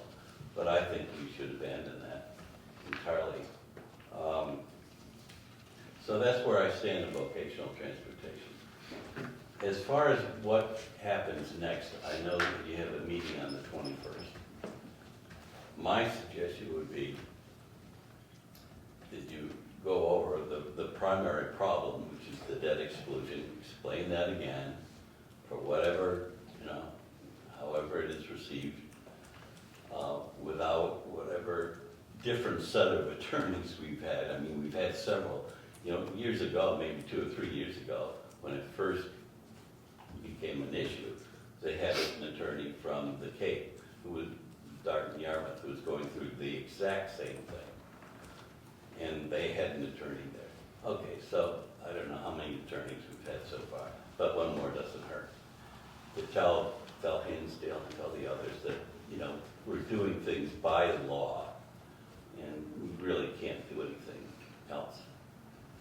You can make that pitch again, but I would go back to the towns again, ask them to re-vote, just vote the same thing that they voted last time, those 3 that have objected, and keep doing that for a little while, and eventually you'll wear them down. If you wear them down, you'll get some parents or some more rational thinkers that will approve it. So you're suggesting to not do anything more with the regional agreement that the ad hoc committee put together, and just have the towns that voted down put it on their ballot again next spring? Right, that's right. Well, And I just think keep it putting can it be on. done in a special town meeting, if I'm not mistaken. It could, yeah. So, That might be the next few meetings, and I think, you know, I mean, we've had to do that. So with some capital projects, it's not unheard of to go back with the same thing, in operating budgets, in fact. Yeah, sometimes you have to do it. Yeah, for sure. And we've done that as well, as a cast. So, and just let it ride. I mean, we're tying the district up in knots. A lot of time is being spent on something that's not such a good idea.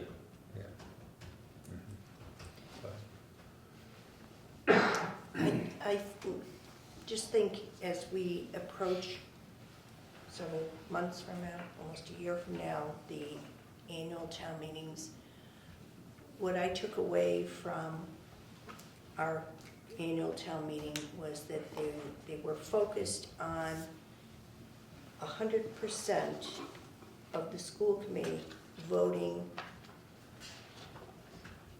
using section N or section D.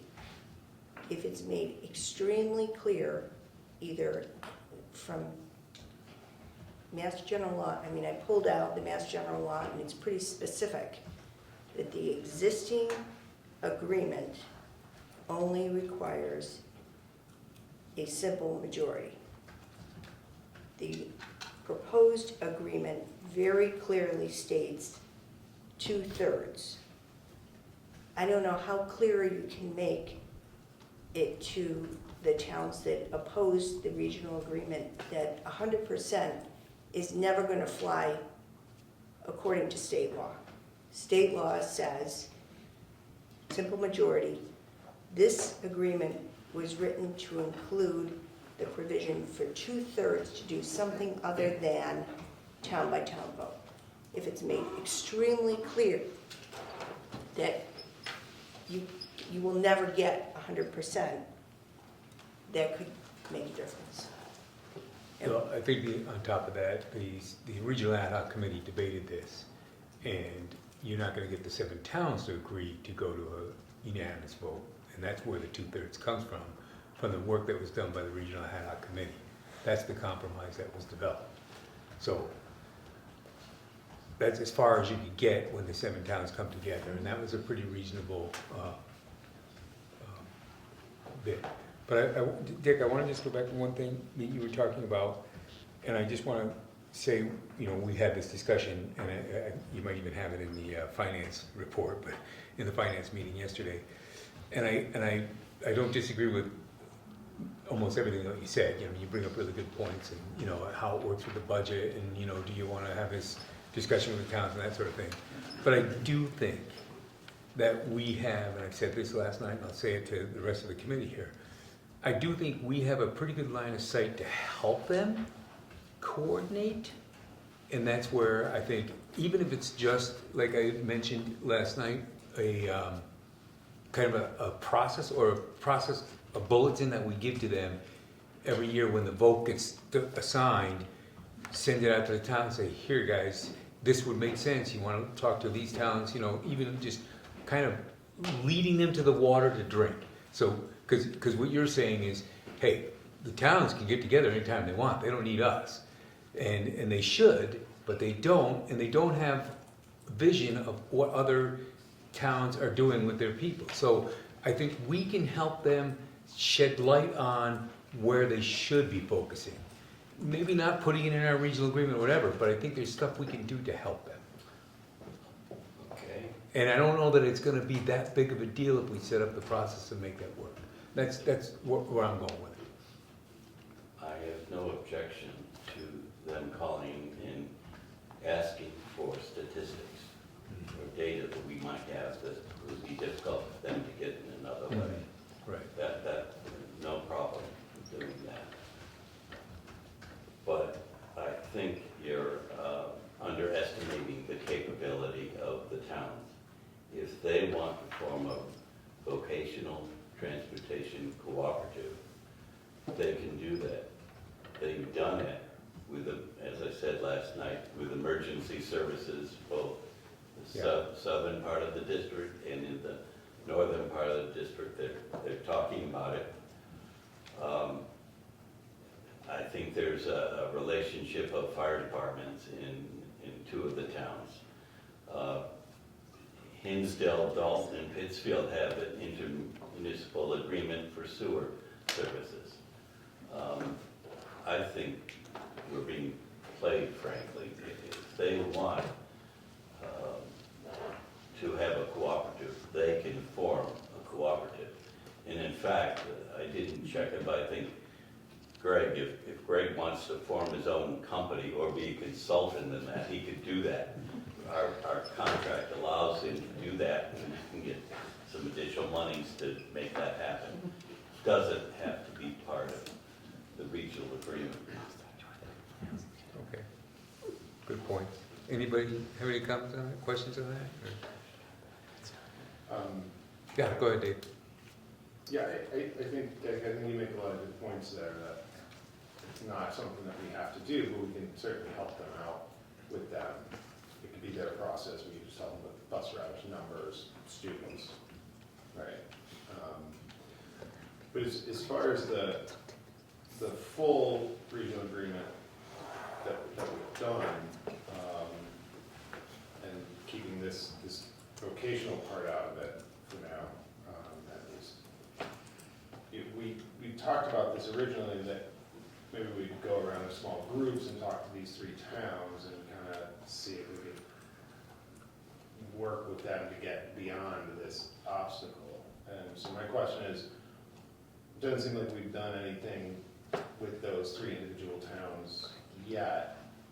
Are we going to be discussing and working with them ahead of the hearing? Or are we just going to come into the hearing and give them the same information that we've already given them, which is basically that they're objecting to Mass General law, and go into the hearing with that without kind of laying some groundwork again and working with these three individual towns? I don't have any plan to do that. Okay. Any other questions about that? Okay, we still have a vacancy in Dalton, and we have a number of people that are up for terms, and more about that later, but there were, several folks have expressed interest in writing candidates. The state budget process. What we're hoping to do with this, the second meeting in January, is have another, if we invite the towns, we're thinking of having Tracy Novick come and do a presentation on the budget process, Chapter 70. The presentations that she does at the conference every year, and she does a phenomenal job of explaining it. And it would be really good education in the budget process timing to have her come and give us that presentation, but also invite the towns to be there, the town finance chairs to be there as well, so they can hear how that process works a little bit, be more educated on it. She does a phenomenal job. I think it's really worth doing. So we're talking about having that happen. I don't know if anybody has any objections to that, or? I think it's a great idea. Yeah, yeah, I mean, it's a, we typically have 2 meetings there, and it's about the budget process, and we talked about having, you know, getting the towns earlier in the process. This is one way to get them earlier in the process talking about it. It could be that initial meeting, and have them do that with Tracy. So. Was there time for that? Sorry. The second meeting in January, that we typically have 2 meetings in January, because we start the budget process. So this could be the kickoff of that budget process, introducing it to the towns ahead of time, using that piece. So, all right, the next up is the MCAS conference resolutions. And what I'd like to do is, I'd like to make a motion that we lump all these resolutions into one vote. And I'd like to make a motion that, or somebody to make a motion, because I don't think I can make a motion, to nominate our delegate representative, which is Dave Stewart. We've already voted to have him be that delegate so he's going to be down there at the conference, attending that delegate resolution meeting. And I'd like a motion that would allow him to vote as our representative on each of these motions. And if we could do that, we wouldn't have to vote and debate every single motion. What I will say is, if there's a motion that somebody wants to debate, because they have some issues with it, as you've all had it in your packet, you know, we could discuss that at this time to give Dave the information that we'd like to share. But I will say that when he's down there at this conference, the people who have written these resolutions are there presenting their pros, and then there's a lot of people there that will present the other side. So we are just scratching the surface here. When he's there, and I was there last year, you hear the pros and cons at that point. You get a lot more educated about what that resolution is about. And, you know, quite frankly, there was a few resolutions that we had voted on in one way or the other last year, and I was like, oh man, if I had known that, I wouldn't, you know, we wouldn't have voted that way, right? So I think it's really important that we give him the freedom to make that executive decision down there. And I will say this, that you are one of several hundred people that are down there voting on this. So, you know, it's not like a group of 15, it's one of many, many people. And these are ways to go to what this is, you're telling MASC to go to our representatives and push for these resolutions at the state level. So it's a number of things there that, you know, if we make this decision to allow Dave to do this, he's not gonna hang us out there to dry for, you know, it's not gonna be impactful if he makes a decision that we don't agree with, even at this point, so. It's very watered down. It's like being in Massachusetts. When you already know. Yes, yes, it's very watered down, but I just think in the interest of time, and, you know, like I said, if there's any of these resolutions that are serious, you know, that you want to discuss, absolutely, let's talk about it, but I'd like to have that, if it's no objection, I'd like to have somebody make that motion for us, but. So I would happily make that motion for you, but I want to, there is actually one that I would like to talk about, so I just don't know how to make that motion while clarifying that we, in this moment in time, are going to talk about. So what I'd say is, let's make the motion. So we can discuss anything during that discussion period, so. Yeah, yeah. So moved. Okay. Can I get a second? I got a second. Oh, beautiful. Thank you. So, okay, so the motion on the table is to allow Dave to vote represent us as a voter at that conference. And if there's any issues with some of these resolutions, let's hear them now to give him direction that we might want to give him. So, Charlotte. Do a second. Charlotte. A second. Oh, Barb second. Oh, I'm sorry, Yes. thank you. I heard her. The one that is sort of hits, I don't know, closest to my, I don't know, cares and concerns is the MCAS testing. There is quite a big push on several different fronts, and I sort of feel like from MASC as well, to do away with the MCAS test. And at least personally, having taught high school biology and had my students taking that test, I actually think there's a lot of value to the MCAS. Do I think it's a perfect test? No. Do I think there is a perfect test right now? No. But also, there's value in having learning outcomes that you're pushing towards, and then having a test that you can't insert your own bias as a teacher onto to measure growth, etc. And it, you know, I think we get a lot of information from that we just looked at tonight. On top of that, I think that the moment that we have those objectives, those learning objectives, but we don't have any accountability for them, we sort of, as a society, can lose sight of that. And I've certainly seen that in certain subjects where they had a test and then they did away with the test, and we lose the accountability there. And so my concern with getting rid of the MCAS test, even just as a graduation requirement, is that we stop holding ourselves as a state accountable to prepare our students well, and that their diploma, their high school diploma, like actually represents the learning that we want them to have had. Can I speak to that? Go ahead. Since you mentioned your years as a high school teacher, I'll mention my years as a high school principal and tell you that the idea of a one-size-fits-all test that determines whether or not you graduate high school just doesn't work for everybody. I don't have anything against testing on different levels to see achievement. But when you do that, you eliminate a number of students who can't get a diploma. Doesn't mean they can't read and write, doesn't mean they can't do math, doesn't mean they can't function.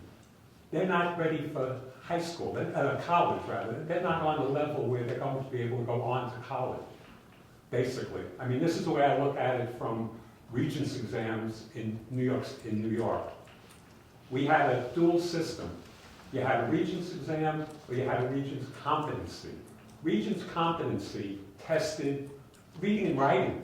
That, you know, a kid graduates high school, he can pick up a newspaper, read it, he can still read a book, okay? He can do his math. Can this kid go on to college with that base of knowledge? No.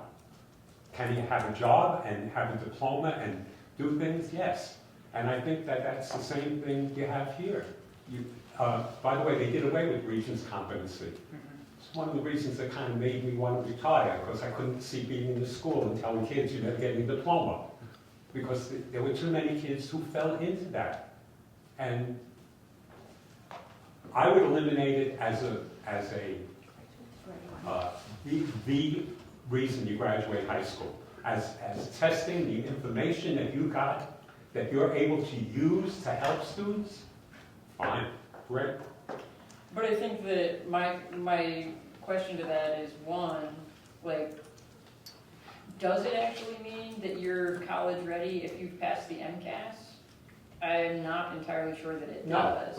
But on top of that, the moment that we stop saying it's important, right, the moment we stop valuing that, meeting that standard, and I'm not saying that this school district per se, right, but it's leading to a trend overall within the state that if it doesn't matter whether or not you can meet these skills in your math and English classes, then, you know, what does? At what point, what skill level do you need to meet in order for you to get a high school That's what we need teachers for. So, just one second, I'm just going to say this, right? Because in some respects, it's interesting that you brought up this particular subject, which is there's all sorts of discussion on this on both sides. There's pros and cons everywhere on this, right? It's almost a moot point, but it's because it's on the ballot statewide Yes. in November. Yeah. Right. So in this particular one, it's like, wait till after November, we'll have this discussion, there's gonna be this, go I ahead. think that, well, the ballot initiative is to just remove it as a graduation requirement, Right, which I yes. completely agree with. Yes. I mean, you have, not only is it a measure of competency, but you just have kids that just don't test well. Right. So For sure. you have kids that are fully competent, can go on to college, that just can't sit and take that test, like they Yeah. just doesn't, something doesn't compute in that Of course. regard. No matter how many interventions we have to try to get those kids to test well, some just don't. Yeah. But this resolution is to just get rid of MCAS altogether and develop an alternative. So it's two different things. Yeah, yeah, yeah. Agreed. Yeah, I guess to that end, like, my question is, what is the alternative? Because I do think, and they, you know, with their testing, they are making their testing more adaptive, which is good, because then we do get a better degree of like, you know, what can you do? Where are you at? Tests are prejudicial, and they're made by people. Yeah, You know, there's no perfect test. no, And to say that someone doesn't get a diploma because they can't But pass that's this not, test. that's not on, Yeah, that's not this what we're talking resolution. Right. Right. For them Right. to Not develop, but if this is to, for them to develop an alternative I to do. MCAS, what is the alternative? What's the difference between MCAS, like, is the alternative just that it's MCAS but not high stakes? I don't know, they have to Well, high develop. stakes in terms of graduation. I don't know. But I'm if just- that's I not don't- what this I- is, then it doesn't matter what this vote is anyway. We can all vote in. But this is a different, this is separate from doing away with it as a Graduation high school requirement. graduation requirement. This Yeah. is to develop a separate test.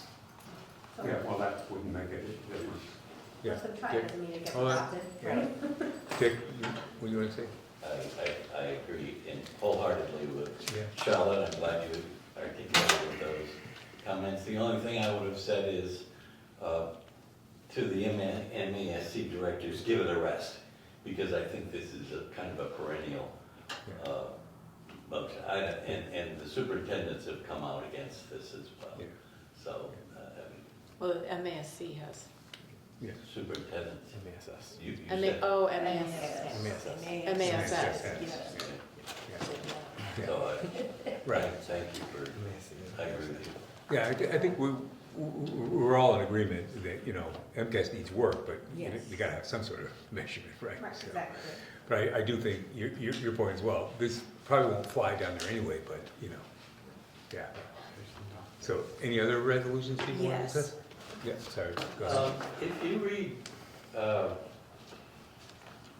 resolution number 5, it objects to certain things being included in the levy limit, and which is Prop 2.5. This is another one it's trying to circumvent Prop 2.5, which has been voted and re-voted, I don't know how many times. And I think it's disingenuous to not admit that. I think it's just we shouldn't be doing that, especially since it's been done at the entire state level not too long ago. And it's kind of trying to slip something by the public. So I would vote, if I were there, I would vote no against resolution 5. I'm reading resolution 2, and as someone who graduated from high school at the age of 17, this says I would have to stay there till I was 18. Yeah. It just makes, there are Me people included.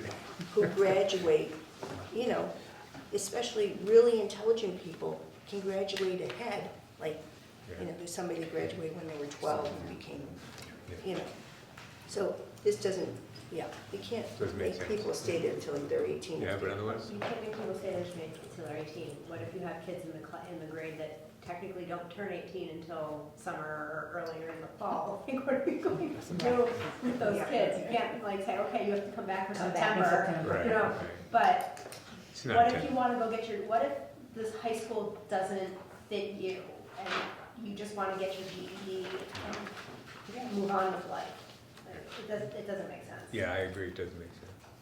And so you're getting this information, David, kind of the vibes here, you're gonna hear some Right, more down there. I got notes.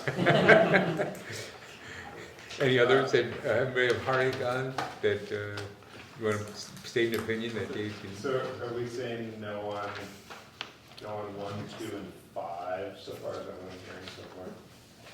Actually, I haven't think. voted on any. No, I know, but I'm just, it's not a vote, but it's. No, Dave, Like, what- do I hear, am I reading what? No, Okay. Dave, we're not, we're giving you the right to vote up or down. I When know, you I'm get just that asking if I'm information hearing down there. that Correct. Yeah, you're hearing Thank our you. inputs That's- on this, we're giving you what we think. Everyone ultimately responsible.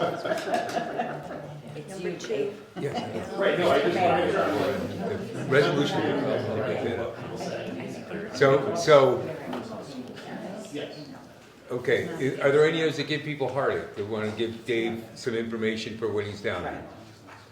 So the resolution, so the motion on the table is to let Dave vote in our place down there at the resolution. So he's gonna get that information and go. So if you're for that, you're giving him the permission to represent us at the committee. Right. Okay, roll call vote, please. Mr. Albert, Yes. Mr. Case, Yes. Dr. Crefries, Absolutely. Charlotte Crane, Yes. Bonnie DiTomaso, Yes. Dr. Eberwein, Yes. Mr. Emerson, Yes. Mr. Farella, Yes. Mr. Locatow, Yes. Ms. Latazori, Yes. Mr. Stewart, Yes. Sarah Tef, Yes. Mr. Peters. Yes, motion carries. Thanks, Dave, Thanks, Dave. you get to represent us there. So that gets us down to the subcommittee reports. First up is curriculum. We met on,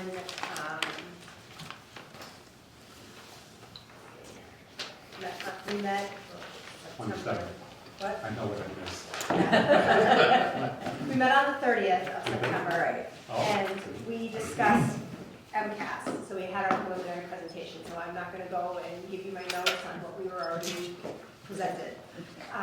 But I will say that our next meetings are scheduled, one October 30th at 7 PM on Zoom, where we will get some information on how the science pilot is going, and to go over any changes to the student handbooks. And then December 3rd at 7 PM on Zoom, we will then be going over the fall benchmarking. Okay. Great. Finance. All right, so we met yesterday, last night, in Essicus. We covered a few different things, some we've already touched on, like the introduction of Mr. Reinhold. We went over his hire. Seems like he's going to be a great fit for us. We also talked about the Wacona Regional High School Auditorium and HVAC financials. I feel the committee should know, so far we've spent about $160,000 on remediation and anticipate another $40,000 in further expenses. We are still in talks with insurance, the owner's project manager, and legal, still working to pinpoint where responsibility lies, as there were several areas and mistakes that were made during construction. We also talked about preschool tuition program. Director Bueno let us know that all preschool students were currently being counted in foundation enrollment, meaning that we were getting state aid plus funds from tuition payments from parents. It was noted that this is an issue statewide around a bunch of different districts, so the state is not looking for any reimbursements, but we are planning on, and they are planning to update their reporting requirements to make this much more clear on how it should be counted. As a result, we are moving to a tuition-free preschool going forward. Okay. The loss of revenue from our families will not impact our operating budget until 2027. And funding from the state will not change. Superintendent Leslie Blake Davis informed us that we might be able to fill this gap through grants, and we have time to look for and apply for them. The committee was also informed we're now a CEP district based on our poverty levels, which means that we will be providing free lunch for all and summer meals. We also covered first quarter financials, where we are on track. The target for this time period should be about 20% of our budget expended, and we are currently at 19.9%. So, right on target. Let's see what else. We talked about the regional agreement, but I think we've spoken that enough, so. And we are planning to meet again next week.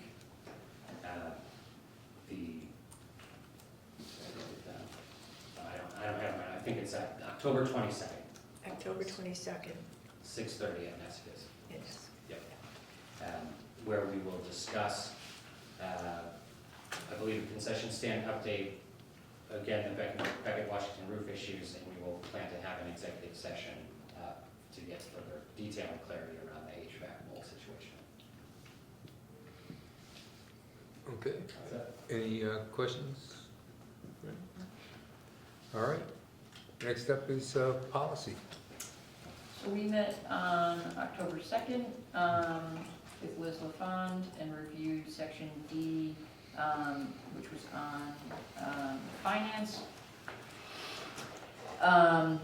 And yeah, we adopted most of the recommended policies with some amendments, but overall are continuing to sort of identify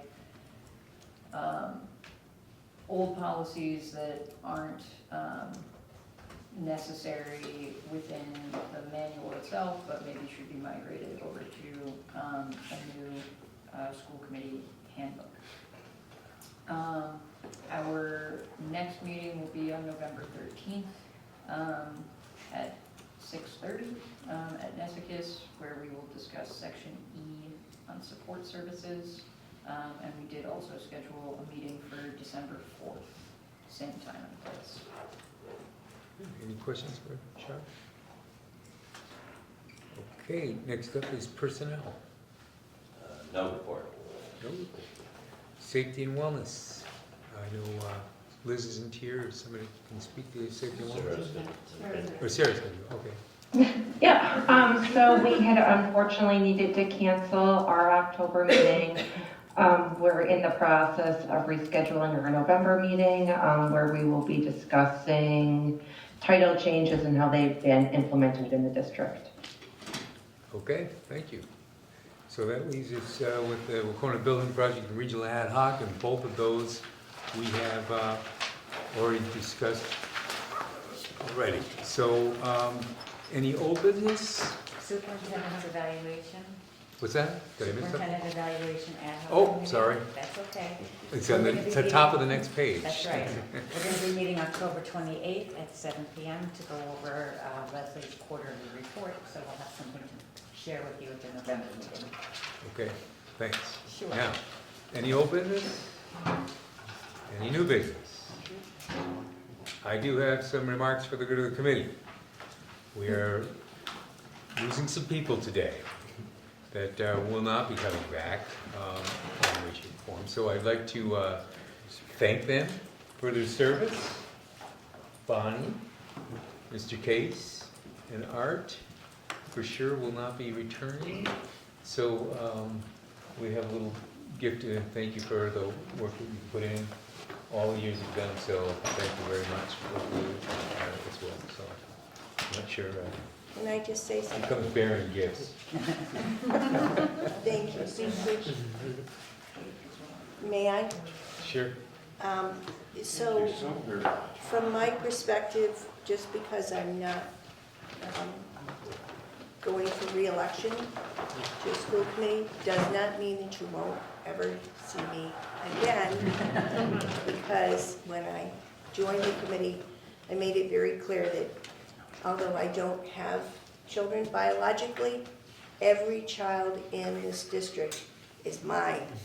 And I will do everything I can to make sure that they get the support and education that they need. If I have to stomp my feet, it'll get done. Well said. Thank Thank you. you, Thank you for Bonnie. your support. So thank you all for everything you've done for us. Anybody else? Yeah, Mike. I just want to thank all of you, the many years that I've been on the committee. You've all helped me, and I've grown, and you've grown, and the district has grown, so everything's good, but it's time for younger people. And I've had a very enjoyable several years, and it's been a pleasure working with all of you. I've said something before, I'll say it again. I feel like it's okay for me to leave this position now because I helped vote those 3 people in, so I feel good about it. The district is in great hands, and that's thanks to the whole committee, but, you know, we have great people leading here. Thank you, Art. All right, Yes. thank you. All right, can I get a motion to adjourn? So moved. Second. Okay, we got a roll call vote, please. Mr. Alpert? Yes. Mr. Case? No.